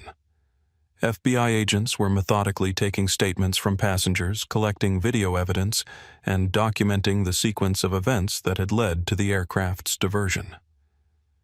Our digital forensics team is tracking the spread of the videos online, Ramirez reported, her voice low. They've already appeared on multiple platforms. The hashtag #FlyingWhileBlack is trending, and your removal has been viewed over 1 million times in the last hour. Dominic nodded, unsurprised. Any clear shots of my face or badge? Several. Facial recognition is flagging them as they appear, but it's a losing battle. Your cover may be compromised. This was the outcome Dominic had feared. Exposure that could jeopardize Operation Vanguard, the domestic terrorism case that had occupied the last 18 months of his career. The Johnston faction, a violent extremist group with cells across the southeastern United States, was the target of his upcoming testimony. If they identified him before the trial, Director Palmer is on his way, Ramirez added. He's coordinating with the U.S. Marshals Service regarding witness protection protocols just in case. Good, Dominic replied. What about the flight crew and security officers all being questioned separately? The security footage from the jetway has been secured, as well as the body cam footage from Officers Riggs and Anderson. Dominic looked toward the back of the cabin where Jessica Martinez was speaking with an FBI agent, gesturing occasionally at her phone. She had become an unexpected ally in this situation, one of the few passengers who had spoken up when it mattered. What about her? He asked. The woman from 26A. Jessica Martinez Ramirez confirmed. Tech developer from San Francisco. Her recordings are some of the clearest we've found, caught nearly every interaction from your boarding to removal. When this is wrapped up, I'd like to speak with her briefly. Ramirez nodded. Of course. She's been extremely cooperative. A commotion near the rear galley caught their attention. William Preston was being escorted back onto the aircraft by Agent Rodriguez, his face pale and his expensive suit now rumpled. He looked like a man who had seen his future collapse before his eyes. Mr. Preston has provided a statement, Rodriguez reported as he approached. He's admitted to fabricating the security concern after feeling disrespected during your exchange about personal space. Disrespected. Dominic repeated the word heavy with irony. He's being processed for making false statements and interference with government operations. His attorney is already en route, apparently. Of course he is, Dominic said dryly. The aircraft intercom suddenly activated and Captain Thompson's voice addressed the cabin. Ladies and gentlemen, I've just been informed that a relief crew is on the way to continue this flight to Atlanta. We anticipate departure within the next hour. On behalf of United Airways, I extend our sincere apologies for the delay and the circumstances that caused it. The announcement was met with a mixture of relieved sighs and skeptical murmurs from the passengers, many of whom were still recording the ongoing activity. Dominic checked his watch. The Bureau aircraft would be ready soon, offering a faster route to Atlanta and his father's hospital bed. But before he left, there was one more matter to address. He approached Jessica, who had just finished giving her statement to the FBI agent. She looked up as he neared tucking a strand of dark hair behind her ear.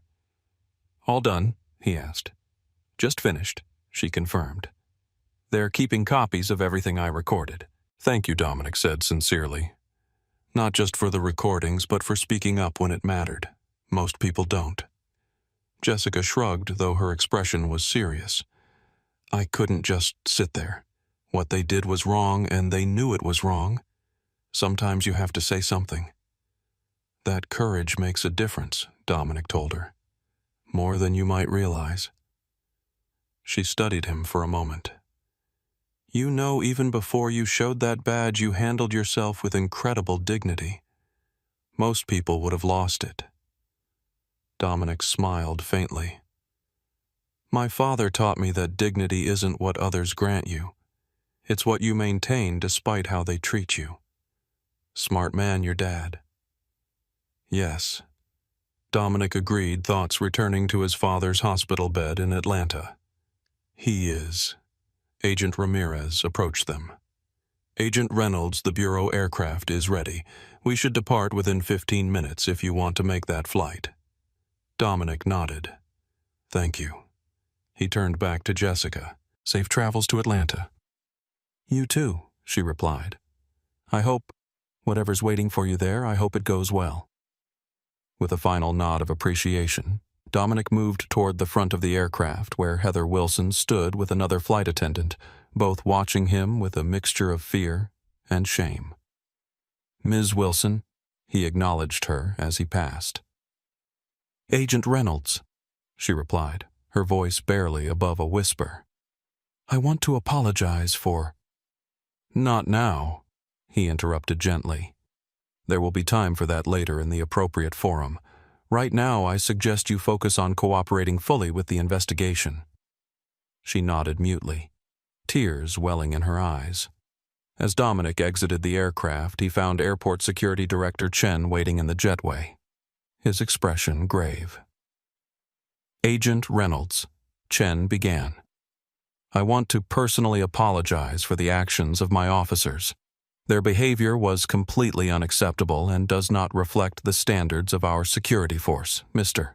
Chen." Dominic replied evenly. "I appreciate the sentiment, but the issue goes deeper than individual actions. This was a failure of training of culture and of accountability. Officers Riggs and Anderson didn't act in a vacuum." Chen nodded soberly. "You're right, of course. We have serious work to do." "Yes, you do," Dominic agreed. "And that work begins with acknowledging that what happened today wasn't an anomaly or a misunderstanding. It was the predictable outcome of unchecked bias in a system that enables profiling rather than preventing it." The security director had no response to this truth, offering only another nod of chastened agreement. Dominic continued through the terminal, accompanied by Agent Ramirez toward the separate area where the Bureau aircraft awaited. As they walked, heads turned, passengers recognizing him from the videos that were now circulating widely online. "Your face is out there now," Ramirez observed quietly. Operation Vanguard may need to be restructured. Probably Dominic agreed, but that's a problem for tomorrow. Right now, I need to get to my father. They reached the private aviation section of the airport where Director Anthony Palmer himself waited beside a sleek jet bearing the FBI insignia. The director, a tall, distinguished man in his early 60s with silver hair and a commanding presence, stepped forward as Dominic approached. Reynolds Palmer greeted him, extending his hand. "Quite a situation you found yourself in." "Not by choice, sir," Dominic replied as they shook hands. "Never as Palmer," agreed grimly. "Walk with me."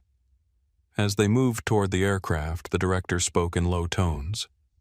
"The videos are everywhere. We can't put that genie back in the bottle. Your testimony in the Vanguard case next week is now compromised." "I understand, sir. Alternative arrangements already in motion. U.S. Marshals are preparing a security detail for your family as well, just as a precaution." Dominic felt a chill at the mention of his family.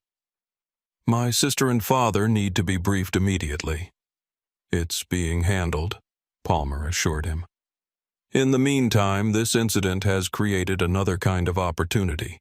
The Bureau has been trying to address profiling in air travel for years.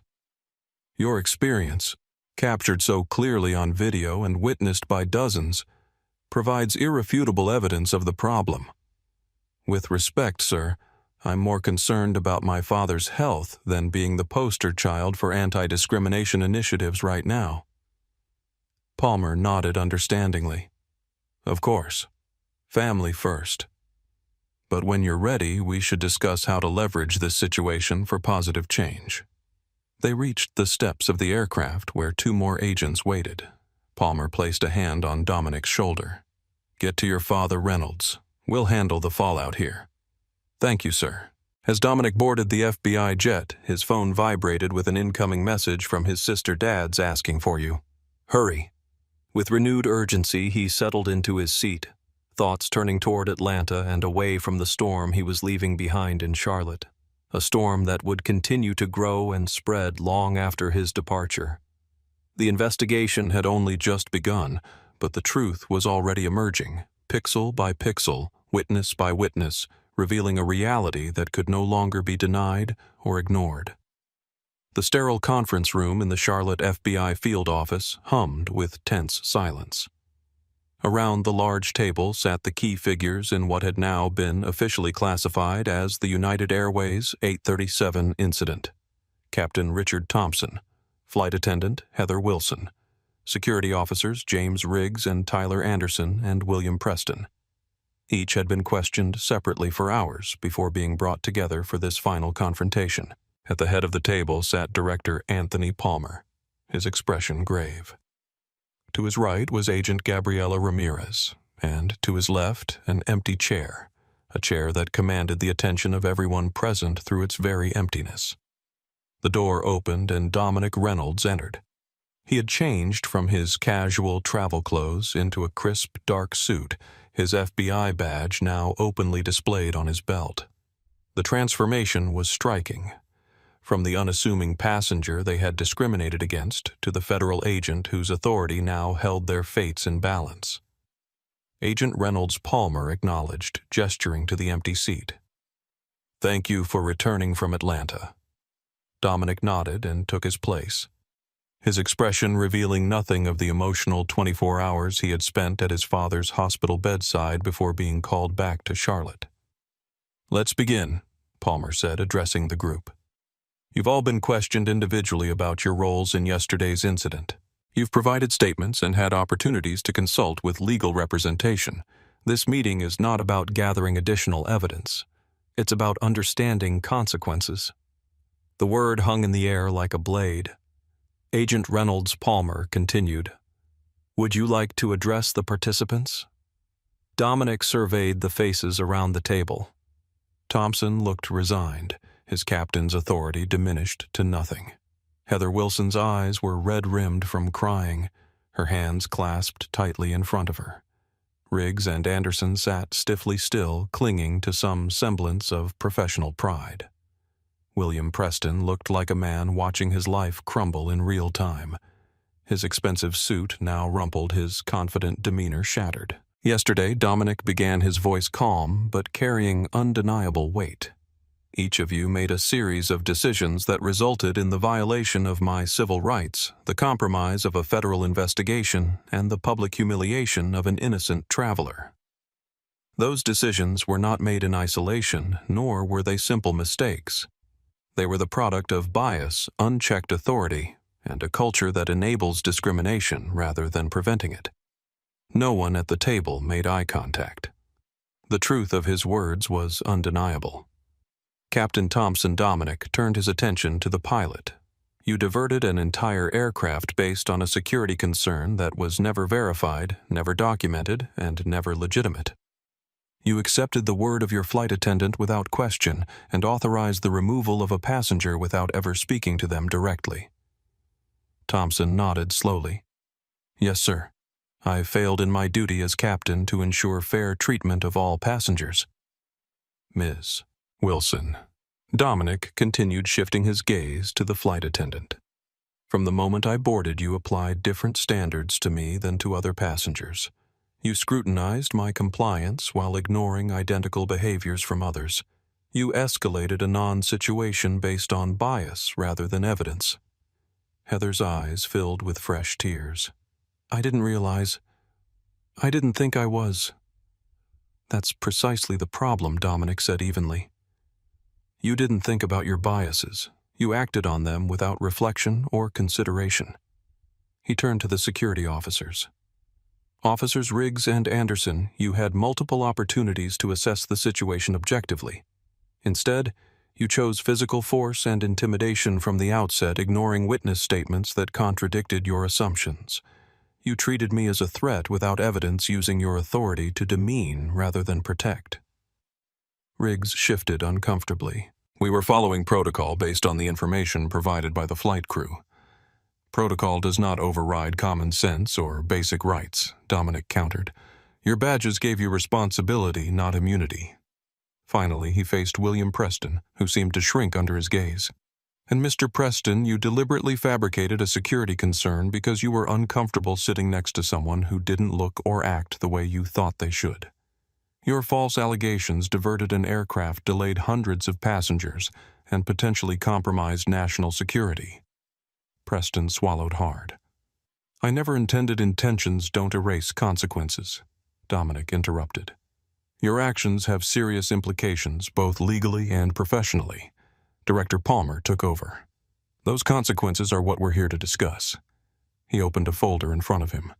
United Airways has terminated the employment of both Captain Thompson and Flight Attendant Wilson, effective immediately. Officers Riggs and Anderson have been placed on administrative leave pending termination proceedings by the airport authority. The news, while not unexpected, still landed heavily on those affected. Heather let out a small sob. Additionally, Palmer continued, the Department of Justice Civil Rights Division has opened an investigation into the incident. Each of you may face civil and potentially criminal charges for your roles in this event. William Preston found his voice, though it quavered. Criminal charges? But I'm a private citizen. I just reported what I thought was suspicious. You made false statements that led to the diversion of an aircraft and the interference with a federal officer. Palmer replied coolly. Those actions fall under several federal statutes, Mr. Preston. My company, my reputation. Preston's voice trailed off. Should have been considerations before you lied. Dominic completed the thought for him. Actions have consequences. A heavy silence fell over the room as the full weight of those consequences settled on each person present. Captain Thompson finally spoke.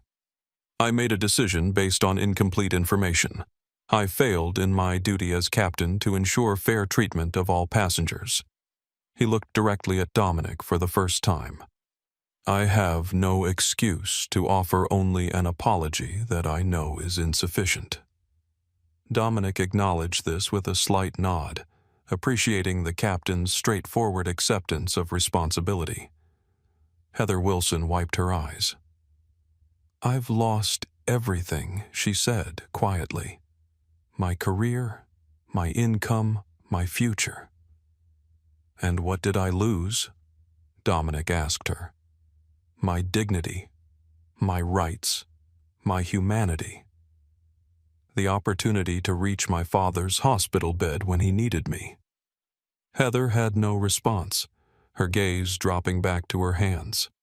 Officer Riggs cleared his throat. For what it's worth, Agent Reynolds, I've learned a painful lesson from this incident, one I won't forget. Lessons shouldn't require victims, Dominic replied. But if this experience truly changes how you approach your authority in the future, perhaps some good will come of it. Palmer closed his folder. This incident has attracted national attention. The videos have been viewed millions of times. Congressional representatives are calling for hearings on profiling in air travel. What happened on Flight 837 may prove to be a catalyst for long overdue changes in how airlines and security personnel operate. Small comfort to those who've experienced this treatment without a badge to protect them, Dominic observed. True, Palmer agreed, which is why the Bureau is establishing a task force to address these issues more comprehensively. Agent Reynolds, when you're ready, we'd like you to be part of that initiative. Dominic nodded thoughtfully. His father had always taught him that change required both pressure and presence.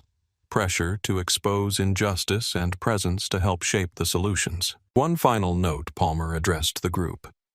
While the professional and legal consequences of your actions will continue to unfold, I hope each of you takes this opportunity to reflect deeply on the biases that influenced your decisions.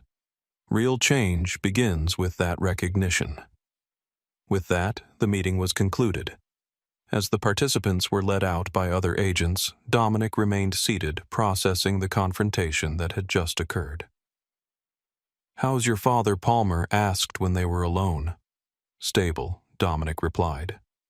"The doctors are cautiously optimistic. He's tough," like his son Palmer observed. "You handled this situation with remarkable composure, Reynolds. Many agents would have revealed their credentials immediately to avoid the humiliation, and missed the opportunity to document a pattern of behavior that affects countless travelers who don't have badges to protect them." Dominic shook his head. "Sometimes the most powerful evidence comes from letting bias play out in the open." Palmer nodded thoughtfully.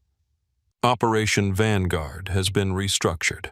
Your testimony will now be handled differently. Video deposition enhanced security protocols. The U.S. Marshals are maintaining surveillance on your family as a precaution." "Thank you, sir." "When do you return to Atlanta?" "Tonight," Dominic said. "My father's asking for me." "Of course. Take whatever time you need. Family comes first." Palmer stood extending his hand. "Your actions in this situation, while personally difficult, may end up changing air travel policies for the better. Sometimes justice comes from unexpected places." As they shook hands, Dominic thought about the cascade of consequences that had flowed from a simple flight home. Consequences that would continue to ripple outward long after today's confrontation. The perpetrators had been faced, the truth acknowledged.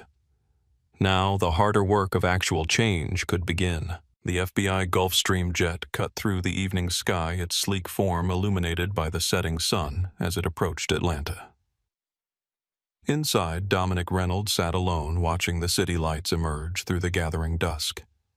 In the 24 hours since the confrontation in Charlotte, the United Airways 837 incident had exploded across national media, becoming a flashpoint in discussions about racial profiling, airline security protocols, and the abuse of authority.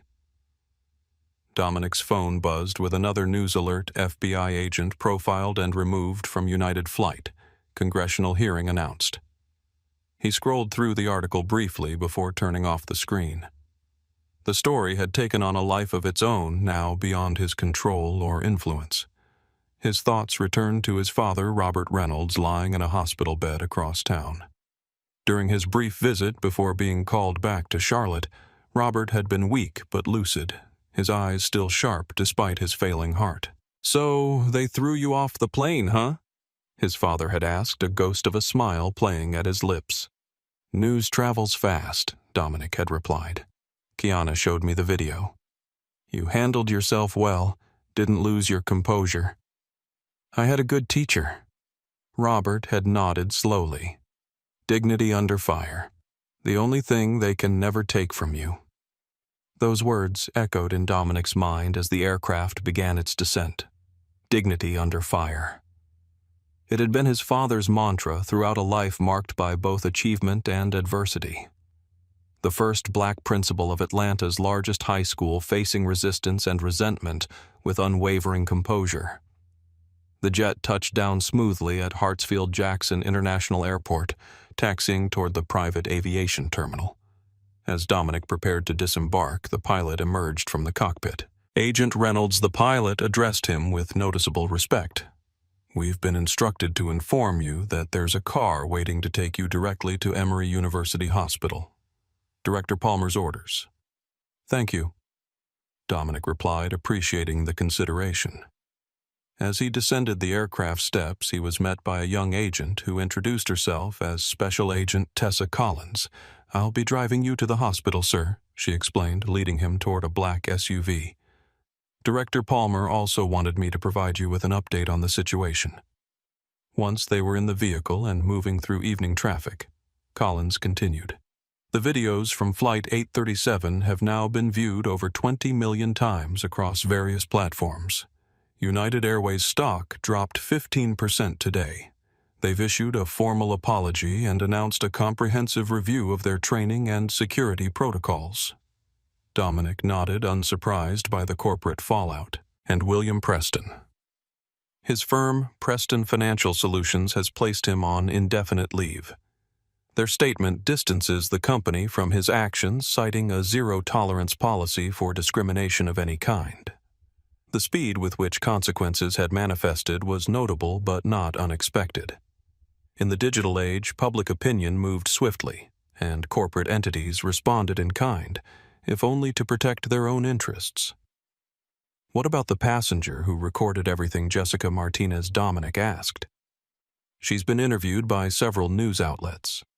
She's become something of a spokesperson for bystander intervention, encouraging people to speak up when they witness injustice. That was an unexpected but welcome development. Allies who spoke up when it mattered were rare and valuable. And Operation Vanguard. This was Dominic's primary professional concern. The Johnston faction appears unaware of your identity or your connection to the case. The U.S. Marshals have established a security perimeter around the hospital as a precaution, but there's been no indication of threat. Good Dominic said, relief evident in his voice. The last thing his father needed was to become a target due to Dominic's work. They drove in silence for a while, the Atlanta skyline glowing against the night sky. Finally, Collins spoke again, her tone more personal. Sir, if I may, what happened on that flight? It's changed things. Inside the Bureau, I mean. There's been a lot of discussion, especially among agents of color. Your handling of the situation has become a kind of case study in maintaining professional integrity while facing discrimination. Dominic considered this. It shouldn't take a badge to earn basic respect or fair treatment. No, sir, it shouldn't. Collins agreed. But your experience has made the issue impossible to ignore, even for those who might have preferred to look the other way. They arrived at Emory University Hospital, where two plainclothes U.S. Marshals stood discreetly near the entrance. They nodded respectfully to Dominic as he approached one of them, speaking quietly into his wrist microphone to alert others of his arrival. "Would you like me to wait?" Sir Collins asked. "No need," Dominic replied. "I'll be here until morning. Thank you for the update and the ride." As he entered the hospital, a nurse at the reception desk looked up, recognition flashing across her face. "Agent Reynolds," she said, standing. "Your sister is expecting you. I'll take you up."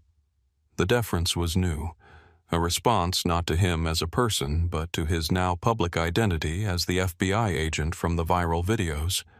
It was a strange feeling, this sudden visibility after years of cultivated anonymity.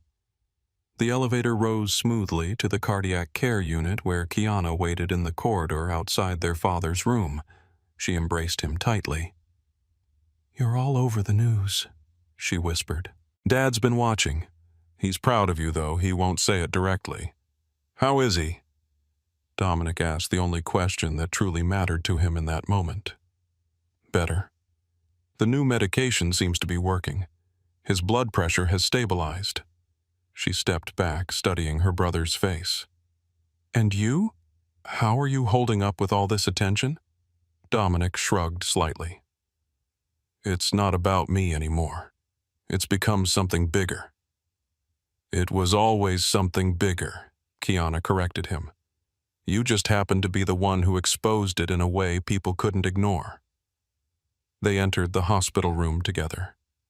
Robert Reynolds lay propped up in bed, an array of monitors tracking his vital signs.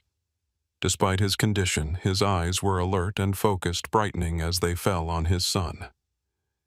"There he is," Robert said, his voice weak but warm.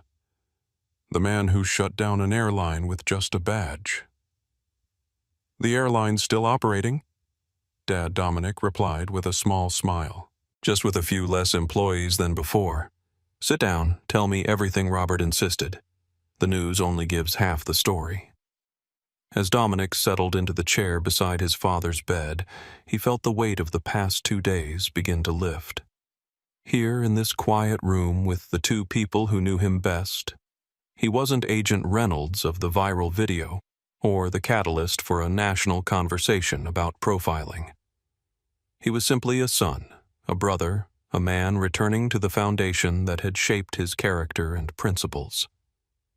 The journey that had begun on United Airways Flight 837 would continue long after this moment, rippling through policies, practices, and public consciousness. But for now, Dominic was exactly where he needed to be, not fighting injustice or confronting perpetrators, but simply being present for the man who had taught him the meaning of dignity under fire. The most important journey, after all, had never been about reaching Atlanta. It had been about honoring the values that had guided him there through turbulence, both literal and metaphorical, toward a truth that could no longer be denied. 3 days after the incident on United Airways Flight 837, Dominic sat beside his father's hospital bed, a tablet in hand, scrolling through the cascade of developments that had followed his removal from the aircraft.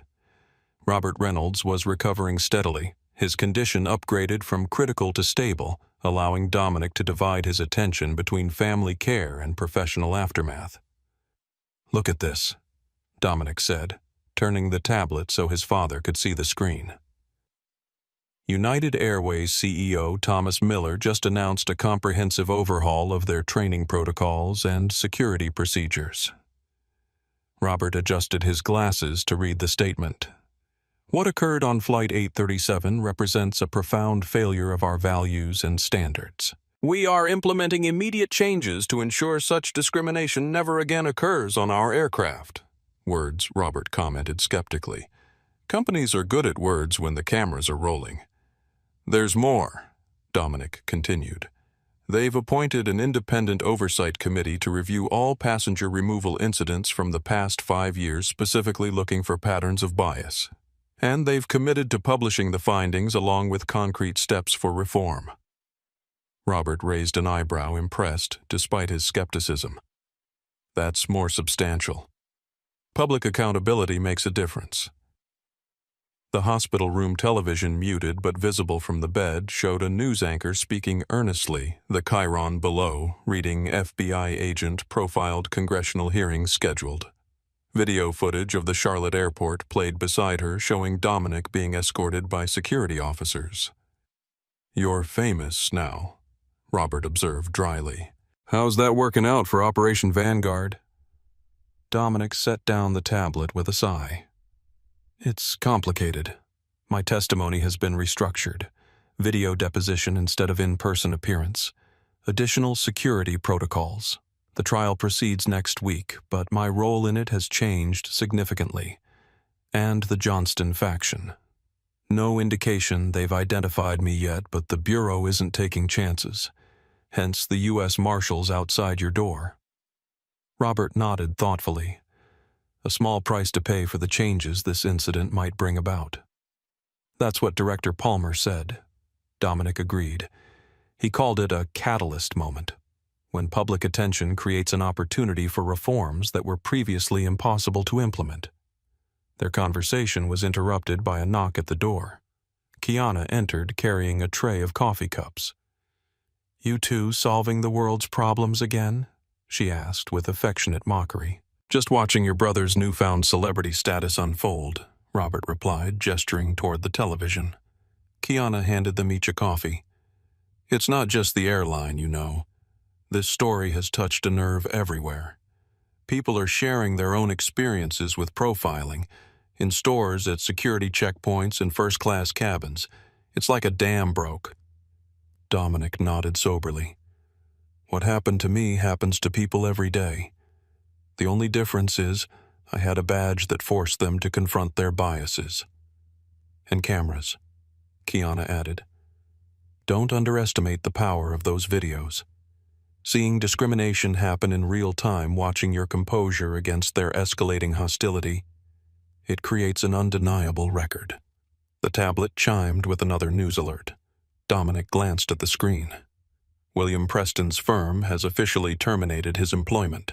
Their statement cites conduct incompatible with our core values and announces a company-wide initiative on unconscious bias training. "Another corporate conversion," Robert remarked. "Amazing how quickly values clarify when profits are threatened." Cynical but accurate, Dominic agreed. Still, change is change, regardless of motivation. Kiana's phone buzzed. She checked the screen, her eyebrows rising in surprise. "It's Jessica Martinez, the woman who sat next to you on the flight. She's asking if you'd be willing to participate in a panel discussion she's organizing on bystander intervention and accountability." "How did she get your number?" Dominic asked. "Through Agent Ramirez, apparently. The FBI seems to be encouraging this connection." Dominic considered the request. Jessica had been one of the few passengers to speak up when it mattered documenting the discrimination, when others had remained silent or complicit. Her initiative to expand that individual action into a broader movement was commendable. "Tell her I'll consider it once Dad's condition is more stable," he decided. "And thank her again for her courage on the flight." Robert shifted in his bed, adjusting to a more upright position. "You should do it," he said firmly. "This moment won't last forever. The public's attention will shift to the next crisis, the next scandal. The time to push for real change is now, while people are still listening."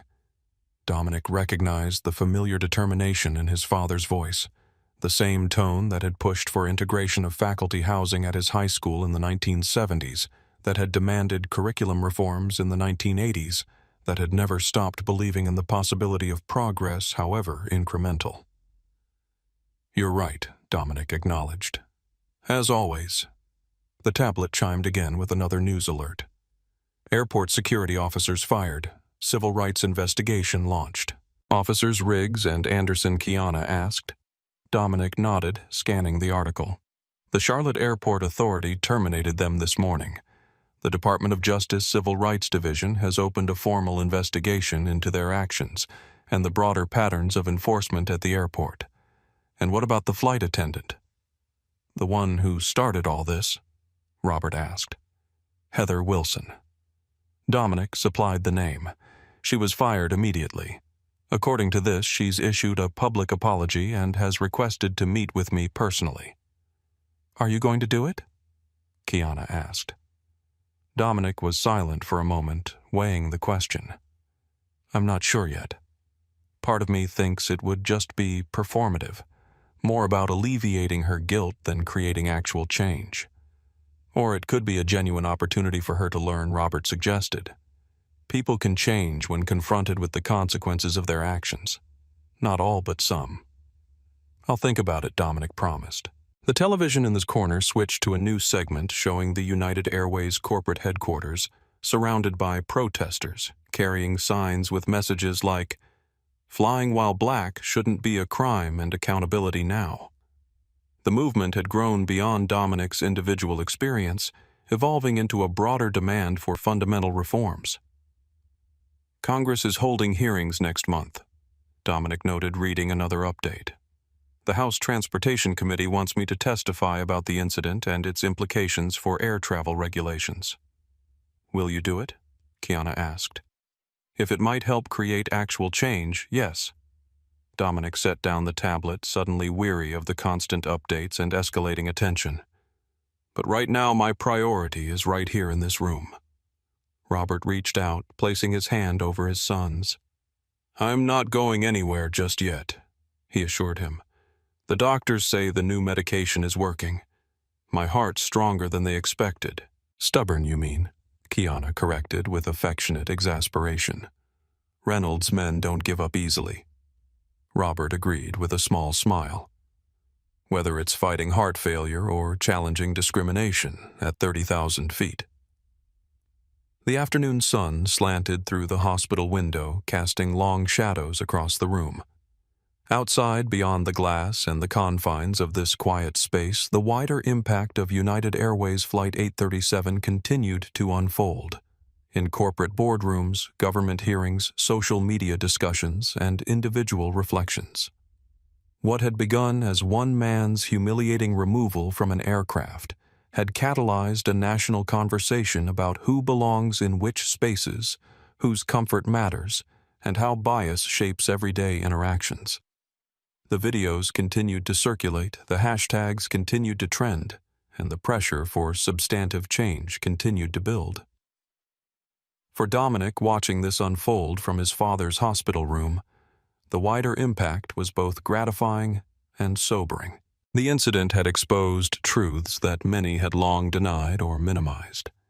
It had created openings for reforms that might otherwise have remained impossible. It had transformed his own career trajectory in ways yet to be fully determined.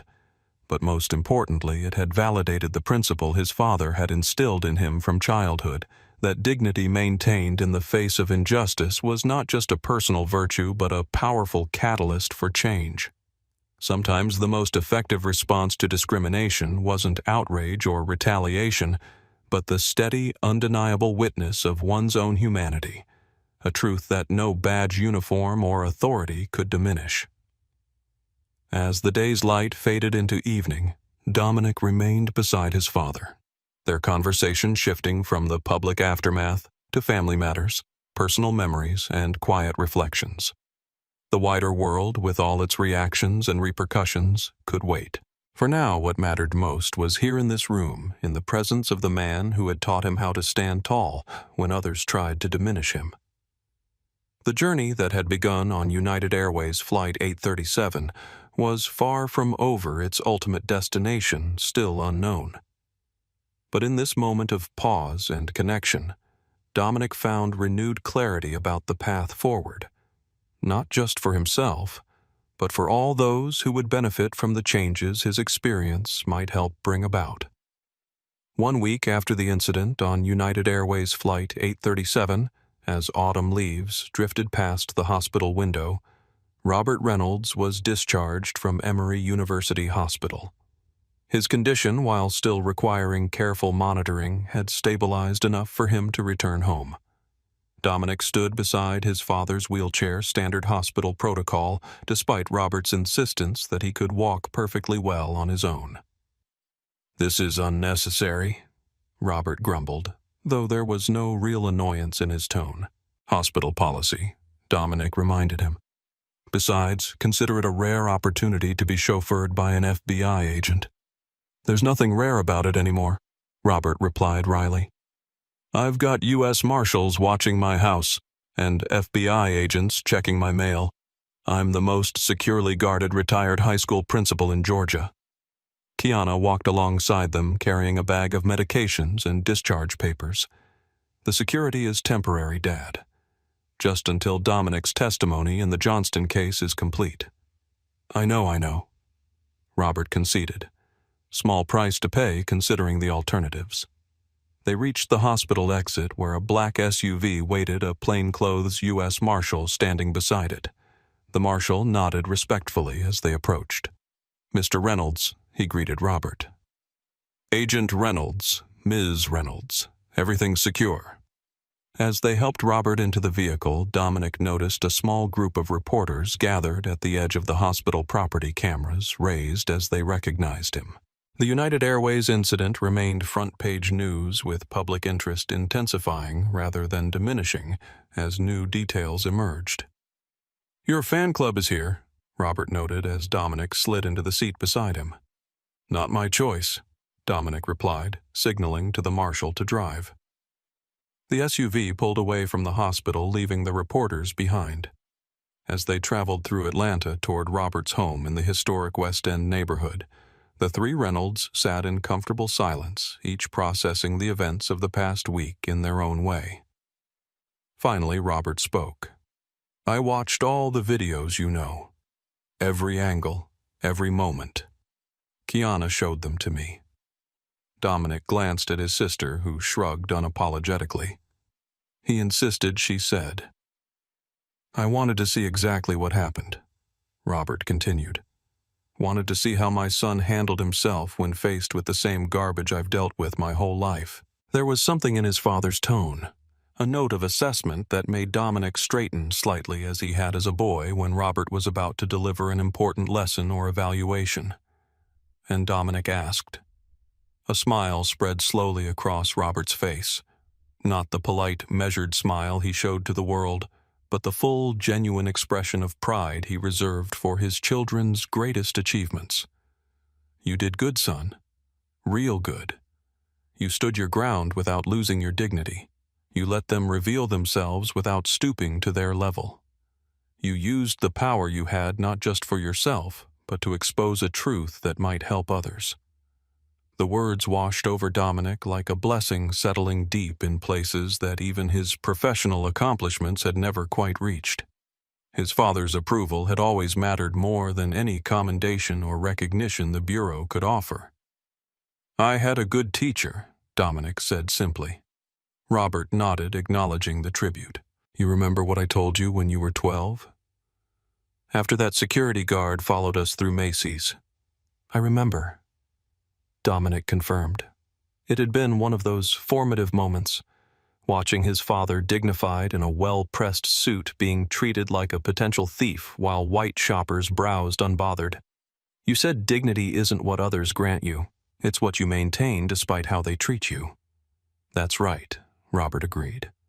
But there was a second part to that lesson, one I maybe didn't emphasize enough. Dignity maintained isn't just a personal victory. It's a powerful witness. It forces others to see their own behavior reflected back at them, stripped of justification or excuse. The SUV turned onto Roberts Street, a tree-lined avenue of historic homes that had once been the center of Atlanta's black professional community. The marshal checked mirrors and sightlines with professional vigilance before pulling into the driveway of Robert's Victorian-style house, where another security detail waited discreetly. As they helped Robert from the vehicle, he continued his thought. "What you did on that plane, maintaining your composure while they showed themselves for who they are, that wasn't just about protecting yourself. It created a record that no one can deny or explain away. That's the real power of dignity under fire." Inside the house, with its familiar scents and sounds, the atmosphere relaxed noticeably.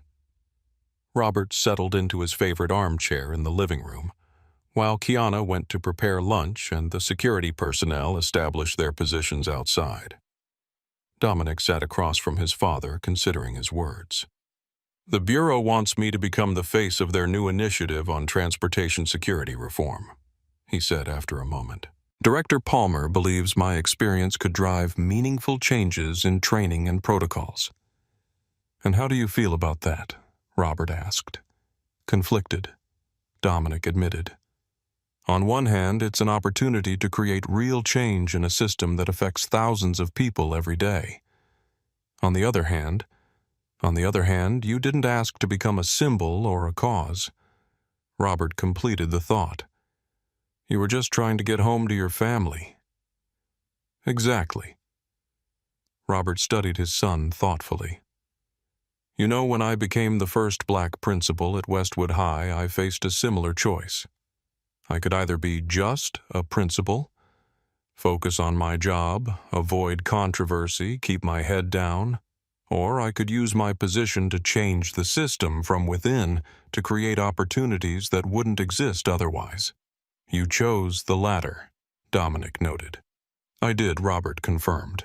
Not because I wanted attention or acclaim, but because the position gave me leverage to effect change that would outlast my tenure. Sometimes the platform we're given, whether we sought it or not, comes with a responsibility to use it well. Dominic nodded, absorbing his father's wisdom. Jessica Martinez, the woman who sat next to me on the flight and recorded everything. She started an organization focused on bystander intervention, teaching people how to speak up when they witness discrimination. She's asked me to be involved. Smart woman, Robert commented. Identified the real problem, not just the perpetrators but the silent witnesses who enable them. I'm considering accepting her invitation, Dominic said. Once the Johnston case is complete and the security concerns are resolved. Robert smiled approvingly. Good. This moment won't last forever. The attention will shift, the outrage will fade. The time to create lasting change is now while people are still watching and listening. From the kitchen came the sounds of Kiana preparing lunch, the familiar domestic rhythm, a counterpoint to the weight of their conversation. Through the window, Dominic could see the U.S. Marshal positioned on the porch, vigilant but unobtrusive. You know, Robert said after a comfortable silence, your mother would have been proud of how you handled yourself. She always said you had her cool head and my stubborn principles, a dangerous combination. The mention of his mother, gone now for 15 years, brought a bittersweet smile to Dominic's face. I wish she could have seen it. She did, Robert said with quiet certainty. Maybe not the way we see things, but she saw it. Kiana called them to lunch, and as they gathered around the dining table, a family reunited after crisis surrounded by the invisible protection of federal agents, Dominic felt a sense of resolution settling within him. The incident on United Airways Flight 837 had been many things, humiliating, unjust, potentially dangerous to his undercover status. But it had also been clarifying, revealing both the persistent reality of discrimination and the potential for change when that reality was exposed to the light of public scrutiny. Whatever came next, congressional testimony policy reforms, public advocacy, would build upon the foundation his father had laid decades ago. The understanding that dignity was not just a personal virtue, but a powerful catalyst for change, and that sometimes the most effective response to injustice was not outrage or retaliation, but the steady, undeniable witness of one's own humanity. As they shared a meal in the safety of home, Dominic found peace in this personal resolution, not an end to the journey that had begun on Flight 837, but a meaningful waypoint on a path that stretched far beyond a single incident or individual experience. 2 months after the incident on United Airways Flight 837, Dominic Reynolds stood at the podium in a packed congressional hearing room, the seal of the House Transportation Committee displayed prominently behind him. Camera flashes punctuated the solemn atmosphere as he prepared to deliver his testimony on discriminatory practices in commercial air travel. Agent Reynolds began, Representative Elaine Harrington, chair of the committee. Thank you for appearing before us today. Would you please describe for the committee the events that transpired on United Airways Flight 837 on September 15th of this year? Dominic leaned slightly toward the microphone. Chairwoman Harrington, members of the committee, what occurred on Flight 837 was not an isolated incident or a simple misunderstanding. It was the predictable outcome of a system that enables profiling rather than preventing it. For the next 20 minutes, he provided a detailed, measured account of the events, from the initial discriminatory treatment by flight attendant Heather Wilson, through William Preston's fabricated security concerns to the physical removal by officers Riggs and Anderson. His testimony was precise, unemotional, and devastating in its clarity. The issue before this committee, he concluded, is not about one passenger's experience, but about the thousands of travelers who face similar treatment without the protection of a badge or the platform to seek accountability. This is about whether our transportation systems truly serve all Americans equally, or whether they perpetuate and enable the very biases they should be working to eliminate. As he finished speaking, a hushed silence fell over the hearing room, broken only by the continued clicks of camera shutters. The power of his testimony lay not in emotional appeals or dramatic flourishes, but in the undeniable truth of lived experience presented with dignity and purpose. Representative Harrington nodded gravely. "Thank you, Agent Reynolds. Your testimony today will inform our committee's recommendations for regulatory reforms in airline security protocols and passenger rights." The hearing continued with additional witnesses, including Jessica Martinez, who had become a prominent advocate for bystander intervention since the incident. Her organization, Speak Up in Transit. SUIT had already trained over 5,000 people in techniques for safely intervening when witnessing discrimination in transportation settings. Ms. Martinez asked Representative Carlos Mendez what motivated you to record the incident and speak up when so many other passengers remained silent. Jessica adjusted her glasses thoughtfully. "I couldn't be complicit in something I knew was wrong. When you witness injustice and say nothing, you become part of the problem. I didn't do anything extraordinary. I just did what anyone could and should do in that situation." Her humble response belied the significant impact of her actions. The videos she had captured had been viewed over 30 million times, sparking a national conversation about racial profiling in commercial settings that had extended far beyond the original incident. After the hearing concluded, Dominic met privately with Director Palmer in a small conference room adjacent to the main chamber. Palmer closed the door behind them, creating a momentary bubble of quiet amid the bustling Capitol. "Well done," Reynolds Palmer said, extending his hand. "Your testimony was exactly what was needed. Clear, factual, and impossible to dismiss." "Thank you, sir," Dominic replied as they shook hands. "Do you think it will lead to actual change?" "It already has," Palmer assured him, gesturing for Dominic to sit. The regulatory reforms this committee is considering have been on the FAA's wish list for years, but they lacked the political momentum to move forward. Your experience, and more importantly, the irrefutable documentation of it, created that momentum. Dominic nodded, recognizing the truth in Palmer's assessment. And the Operation Vanguard case. Any update closed successfully. Palmer reported with satisfaction. Your video deposition was compelling. The Johnston faction leadership received sentences ranging from 15 to 25 years. The organization is effectively dismantled. This was welcome news. Despite the exposure of Dominic's identity, the case that had occupied nearly 2 years of his career had reached a successful conclusion. And the individuals from Flight 837, Dominic asked, "What's the status of their cases?" Palmer opened a folder on the table between them.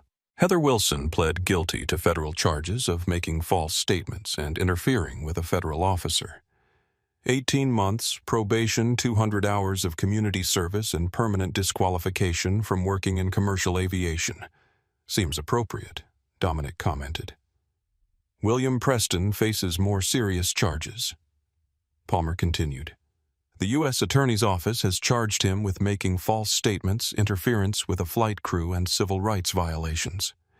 His trial is scheduled for March. He's also facing multiple civil lawsuits, from United Airways for costs related to the diversion, and a class action from passengers whose travel was disrupted, and Officers Riggs and Anderson, both terminated from the Charlotte Airport Authority. The Department of Justice Civil Rights Division's investigation expanded to include all security removal incidents at the airport over the past 5 years. They've already identified a pattern of discriminatory enforcement that will likely result in additional actions and mandated reforms. Dominic absorbed this information with a measured nod. The consequences had been swift and substantial, not just for the individuals directly involved, but for the systems that had enabled their actions. There's more, Palmer added, turning a page in his folder. Captain Richard Thompson has become an unlikely ally.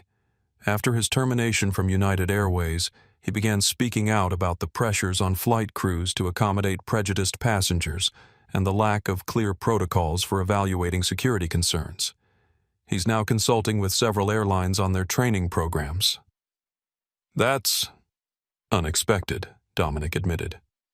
"People can surprise you," Palmer observed. "Sometimes facing consequences forces genuine reflection." They were interrupted by a knock at the door. An aide entered to inform them that their car was waiting to take them back to FBI headquarters. As they gathered their materials and prepared to leave, Palmer placed a hand on Dominic's shoulder. "One more thing, Reynolds. The Bureau's Transportation Security Reform Initiative has been officially approved. We'd like you to head it up, if you're interested." Dominic paused, considering the offer. It represented a significant shift from his previous counter-terrorism focus, but also an opportunity to create lasting change in a system that affected countless travelers daily. "I'll need to discuss it with my family," he said finally. "My father's health is still a consideration." Of course, Palmer agreed. "Take the time you need. The position will be there when you're ready." As they walked through the Capitol corridors past staffers and security personnel who recognized Dominic from news coverage, he reflected on the journey that had brought him to this point. What had begun as a humiliating removal from an aircraft had evolved into something far more significant, a catalyst for reforms that might prevent others from experiencing similar treatment.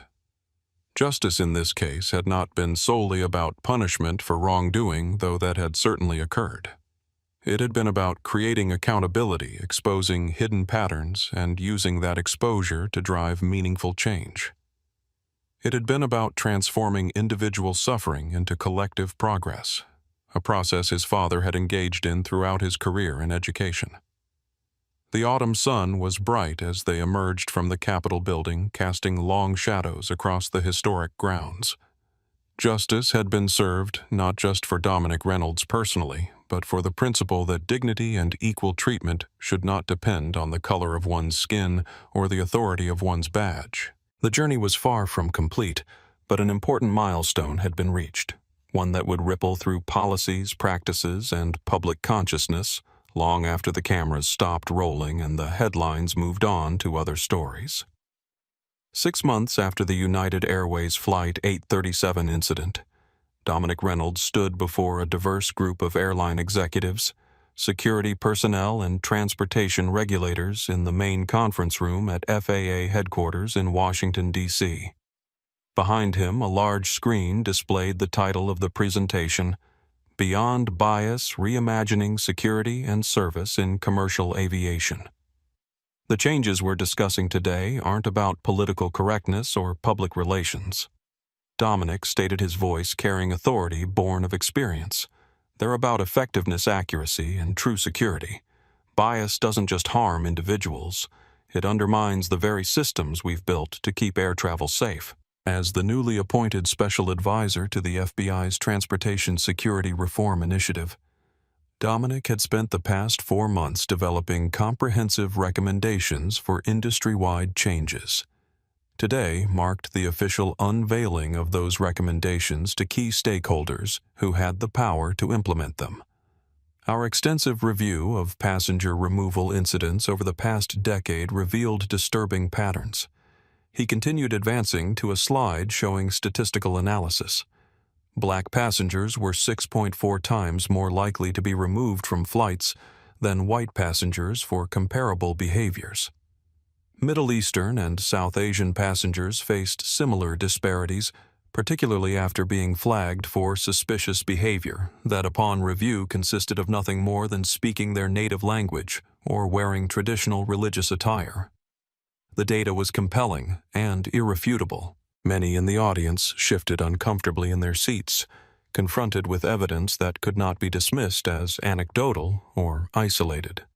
These patterns don't just harm innocent travelers, Dominic emphasized. They actively undermine security by focusing resources on false positives while potentially missing genuine threats. Bias isn't just unfair. It's inefficient and dangerous. He advanced to the next slide, which outlined the key recommendations, standardized evidence-based criteria for security interventions, multi-level verification protocols before passenger removal, mandatory documentation of all security-related incidents, independent review of removal patterns with quarterly public reporting, comprehensive training on objective threat assessment, clear accountability mechanisms for unjustified removals. These recommendations have been developed in consultation with security experts, civil rights attorneys, behavioral scientists, and, most importantly, the passengers who have been directly affected by discriminatory practices, Dominic explained. They represent not just best practices, but necessary steps to ensure our aviation system truly serves and protects all travelers equally. As the formal presentation concluded and the room broke into discussion groups, Dominic stepped aside, observing the industry leaders as they engaged with the material. Thomas Miller, the United Airways CEO who had overseen the company's response to the Flight 837 incident, approached him. Agent Reynolds Miller greeted him, extending his hand. United has already implemented several of these recommendations, but I see we have more work to do. It's an ongoing process, Dominic acknowledged as they shook hands. The important thing is measurable progress and genuine commitment. The quarterly public reporting requirement will be controversial, Miller noted. Many airlines won't want their removal statistics published for competitors and customers to see. Transparency drives accountability. Dominic replied simply. Without it, promises of change remain just promises. Miller nodded, conceding the point. Your experience on our flight has changed this industry more in 6 months than years of internal discussions and gradual reforms. Sometimes it takes a spotlight on our failures to motivate real progress. As Miller moved on to join one of the discussion groups, Dominic noticed a familiar face entering the conference room. Jessica Martinez, now the executive director of Speak Up in Transit, her organization having grown exponentially since its founding. Agent Reynolds, she greeted him warmly. Or should I say Special Advisor Reynolds. Now Dominic is fine, he replied with a smile. How are you, Jessica? The organization seems to be thriving. Beyond our expectations, she confirmed. We've trained over 12,000 people now, and we're partnering with transportation companies to incorporate bystander intervention techniques into their customer service training. I saw the app you developed, Dominic noted. Very impressive. Jessica nodded, her expression brightening with enthusiasm. The Suit Up app lets witnesses document incidents in real time, connects them with appropriate reporting channels, and provides guidance on safe intervention techniques. It's been downloaded over 200,000 times. Their conversation was interrupted by the arrival of FAA Administrator Caroline Foster, who requested Dominic's input on a point of discussion that had emerged in one of the breakout groups. As he excused himself to address the question, Dominic reflected on how far the ripple effects of Flight 837 had spread. The incident had catalyzed changes not just at United Airways, but across the commercial aviation industry. The FAA had revised its guidance on passenger removals, implementing many of the recommendations Dominic had just presented. The Transportation Security Administration had overhauled its behavioral detection protocols, replacing subjective assessments with evidence-based criteria. Airlines had invested millions in new training programs focused on objective threat evaluation and bias mitigation. More significantly, the public conversation about profiling in transportation settings had expanded and deepened. What had once been dismissed as individual complaints or isolated incidents was now recognized as a pattern requiring structural solutions. Later that evening, as Dominic packed up his materials following the successful presentation, his phone rang. The caller ID showed Dad. "How did it go?" Robert Reynolds asked without preamble when Dominic answered. "Better than expected," Dominic reported. "Most of the major airlines have committed to implementing the recommendations, and the FAA is incorporating them into their regulatory framework." Good, Robert said with satisfaction. And how are you feeling about all this? This wasn't the career path you planned. Dominic considered the question as he gazed out the window at the Washington Monument illuminated against the night sky. It wasn't, he agreed, but it feels right. Using what happened to create meaningful change. That's more satisfying than I expected. That's how progress works, Robert observed. Rarely planned, often painful, but ultimately necessary. You've taken something that was meant to diminish you and transformed it into a catalyst for change that will benefit countless others. I had a good example to follow, Dominic replied, thinking of his father's decades of work transforming educational systems from within. Speaking of examples, Robert continued, I've been invited to speak to the Atlanta School Board about incorporating the SUIT training into their student leadership program. Apparently being the father of the FBI agent from the plane gives me extra credibility these days. Dominic laughed. The Reynolds men changing the world one system at a time. That's right, Robert agreed, his voice warm with pride. Though I still maintain your mother deserves most of the credit for your level head in crisis. Lord knows you didn't get that from me. After ending the call, Dominic made his way through the now empty FAA building toward the exit. 6 months ago, he had been forcibly removed from an aircraft his dignity challenged, his identity questioned.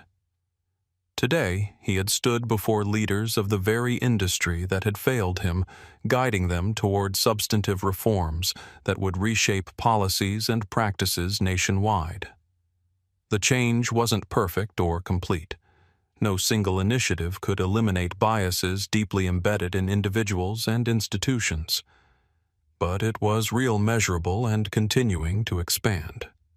Reports of discriminatory removals had declined by 47% across major airlines. Documentation protocols had improved transparency and accountability.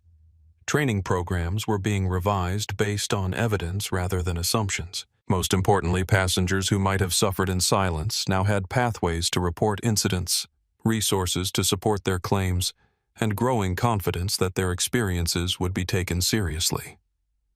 As Dominic exited the building, a gentle spring rain was falling on the capital city. The journey that had begun in humiliation on United Airways Flight 837 had transformed into something profound and far-reaching, not just a personal vindication, but a structural realignment that would protect the dignity and rights of countless travelers long after the details of his individual experience had faded from public memory. That he reflected as he walked toward his car was the most meaningful form of justice. Not just punishment for past wrongs, but transformation that prevented future ones. It was the legacy his father had built in education, and now it was the legacy Dominic was building in his own field. The rain continued to fall, washing the city clean, just as truth and accountability had begun to cleanse systems long stained by bias and assumption. 1 year to the day after the United Airways Flight 837 incident, Dominic Reynolds found himself once again in an airport preparing to board a flight from Washington, D.C. to Atlanta. The past 12 months had transformed both his career and the landscape of commercial aviation in ways he could never have anticipated when he first set out on that fateful journey to his father's bedside. As special advisor to the FBI's Transportation Security Reform Initiative, he had divided his time between Washington and Atlanta, balancing his new responsibilities with regular visits to his father, whose health had stabilized but still required careful monitoring. Today's trip was special. Not just a routine visit home, but a celebration of Robert Reynolds' 71st birthday, a milestone that had seemed uncertain in the dark days following his hospitalization. Dominic approached the gate for his flight, aware of the subtle glances of recognition from fellow travelers and airline staff. Though the media frenzy had eventually subsided, his face remained familiar to many, particularly within airports and among those who had followed the reforms his experience had sparked. "Good afternoon, Mr. Reynolds." The gate agent greeted him with professional courtesy. "We're beginning boarding shortly. You've been upgraded to first-class seat 2A. "Thank you," Dominic replied, accepting the new boarding pass. The upgrade wasn't surprising. Airlines had become notably attentive to his travel experiences over the past year, though he had never requested or expected special treatment. He viewed it not as a personal perk, but as a visible symbol of the industry's commitment to change, however motivated that commitment might be. As he waited for boarding to begin, Dominic reflected on the remarkable journey of the past 12 months. The congressional hearings had led to formal regulatory changes, with the FAA implementing new protocols for passenger removals and security interventions. United Airways had undergone a comprehensive overhaul of its training and security procedures, becoming an unexpected leader in anti-bias initiatives across the industry. William Preston had ultimately pled guilty to federal charges, receiving 2 years probation, a substantial fine, and mandatory community service. More significantly, his experience had prompted him to reassess his own biases and assumptions, leading to a surprising second act as a speaker on corporate ethics and unconscious bias, a transformation that Dominic viewed with cautious optimism. Heather Wilson had reached out several months after the incident, requesting a meeting that Dominic had eventually agreed to. Their conversation had been difficult but necessary, with Wilson taking full responsibility for her actions without excuse or deflection. She had since become involved with Jessica Martinez's Speak Up in Transit organization, sharing her perspective as someone who had participated in discriminatory practices and now worked to prevent them. The boarding announcement interrupted Dominic's reflections. He gathered his carry-on bag and joined the line, moving efficiently through the process and settling into Seat 2A, the very seat designation that had been the site of so much contention on Flight 837. As other passengers boarded, Dominic noticed a flight attendant approaching, a young black woman with a professional demeanor and a name tag that read Alicia. Agent Reynolds, she greeted him quietly. "It's an honor to have you on our flight today. Your work has changed things for the better, not just for passengers, but for crew members like me, too." The simple acknowledgement carried weight beyond its words. It was a reminder that the changes stemming from his experience affected not only travelers who might face discrimination, but also employees who wanted to serve with fairness and dignity, but had lacked the structural support to do so. "Thank you," Dominic replied. "That means a lot." As the aircraft prepared for departure, Dominic's phone buzzed with a text from his sister. "Cake is ready. Dad's pretending he doesn't want to fuss, but he's changed his shirt 3 times. Safe flight." The message brought a smile to his face. Some things remained wonderfully constant amid all the changes of the past year.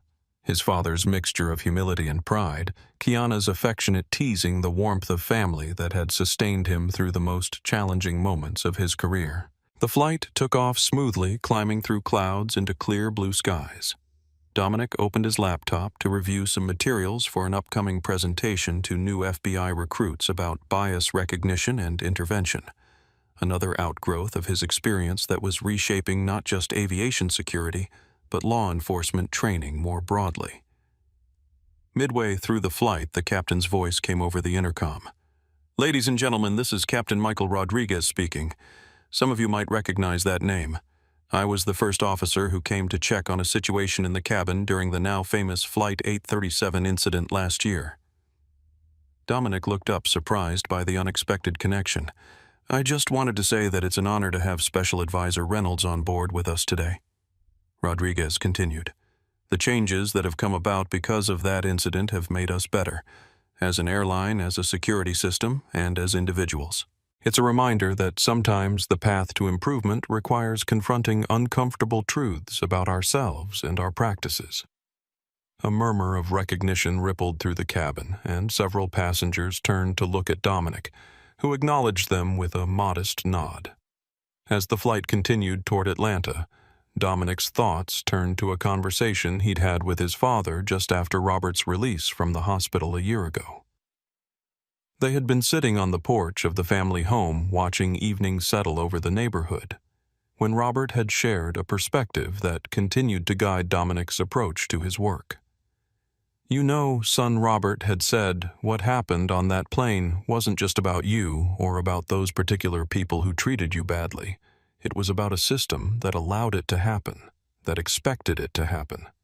Changing individuals is important, but changing systems is what creates lasting impact. That wisdom had informed every aspect of Dominic's work over the past year. Rather than focusing solely on punishing those directly involved, he had channeled his efforts toward structural reforms that would prevent similar incidents for countless travelers who didn't have the protection of a badge or the platform to seek accountability. The results were already measurable.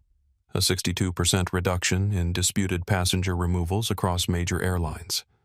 Standardized documentation protocols that created transparency and accountability training programs that emphasized objective threat assessment rather than subjective perceptions. More significantly, the conversation about bias in transportation settings had expanded beyond aviation to include ride-sharing services, train systems, and cruise lines, all of which had begun implementing versions of the protocols developed through the Transportation Security Reform Initiative. The flight began its descent into Atlanta, the city sprawling below in the afternoon sun. As Dominic prepared for landing, he reflected on the journey that had brought him to this point. Not just the physical journey from Washington to Atlanta, but the longer path from humiliation and injustice to meaningful change and personal growth. When the aircraft touched down and taxied to the gate, Dominic gathered his belongings, nodding his thanks to the flight crew as he disembarked. In the terminal, he spotted Kiana waiting for him, a handmade sign reading FBI's Finest, held jokingly above her head. "Really?" he asked as he approached, eyebrow raised. "Dad made it," she replied with a grin, hugging him warmly. "He's waiting in the car. Couldn't find parking, or so he claims. I think he's just nervous about the surprise party that he definitely doesn't know about."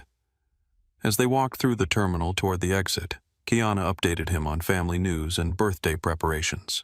The conversation was wonderfully ordinary, a refreshing contrast to the weightier discussions that had dominated so much of the past year. Outside, they found Robert waiting in the passenger seat of Kiana's car, his face lighting up as he spotted his son. Dominic placed his bag in the trunk and slid into the back seat. "Happy birthday, Dad," he said, reaching forward to clasp his father's shoulder. "Nothing happy about getting older," Robert grumbled, though his eyes betrayed his pleasure at seeing his son. "But having both my children here, that's worth celebrating." As they drove toward the family home where friends and relatives secretly awaited their arrival, Robert turned to look at Dominic. "I watched your testimony at the FAA hearing last week," he said. "You did good, son. Real good." "I had a good example to follow," Dominic replied simply. Robert nodded, understanding the reference to his own lifetime of work, challenging discriminatory systems in education. "You know what I'm proudest of," Robert continued. "Not just that you stood up for yourself when it mattered, but that you turned a moment of personal injustice into something bigger, something that benefits people you'll never even meet." As they arrived at the house where cars lined the street in testament to the gathering inside, Dominic thought about his father's words. The journey that had begun on United Airways Flight 837 had indeed become something bigger than one man's experience or vindication. It had become a catalyst for change, a moment of reckoning that had forced acknowledgement of truths long denied or minimized. It had created openings for reforms that might otherwise have remained impossible. It had transformed his own career path in ways he could never have anticipated. But most importantly, it had validated the principle his father had instilled in him from childhood, that dignity maintained in the face of injustice was not just a personal virtue, but a powerful force for change.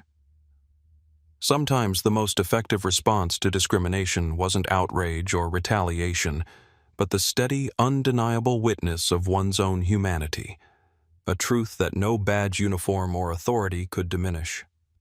As he followed his father and sister into the house, greeted by the warm chorus of surprise from gathered loved ones, Dominic Reynolds felt the full circle of the journey complete.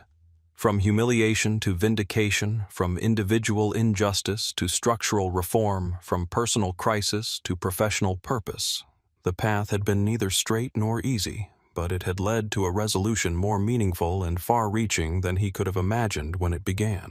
In that moment of celebration, surrounded by those who had supported him through the darkest moments and shared in his subsequent triumphs, Dominic found the truest form of justice, not merely in consequences for those who had wronged him, but in the creation of a world where such wrongs would be less likely to occur for anyone regardless of who they were or what badge they carried.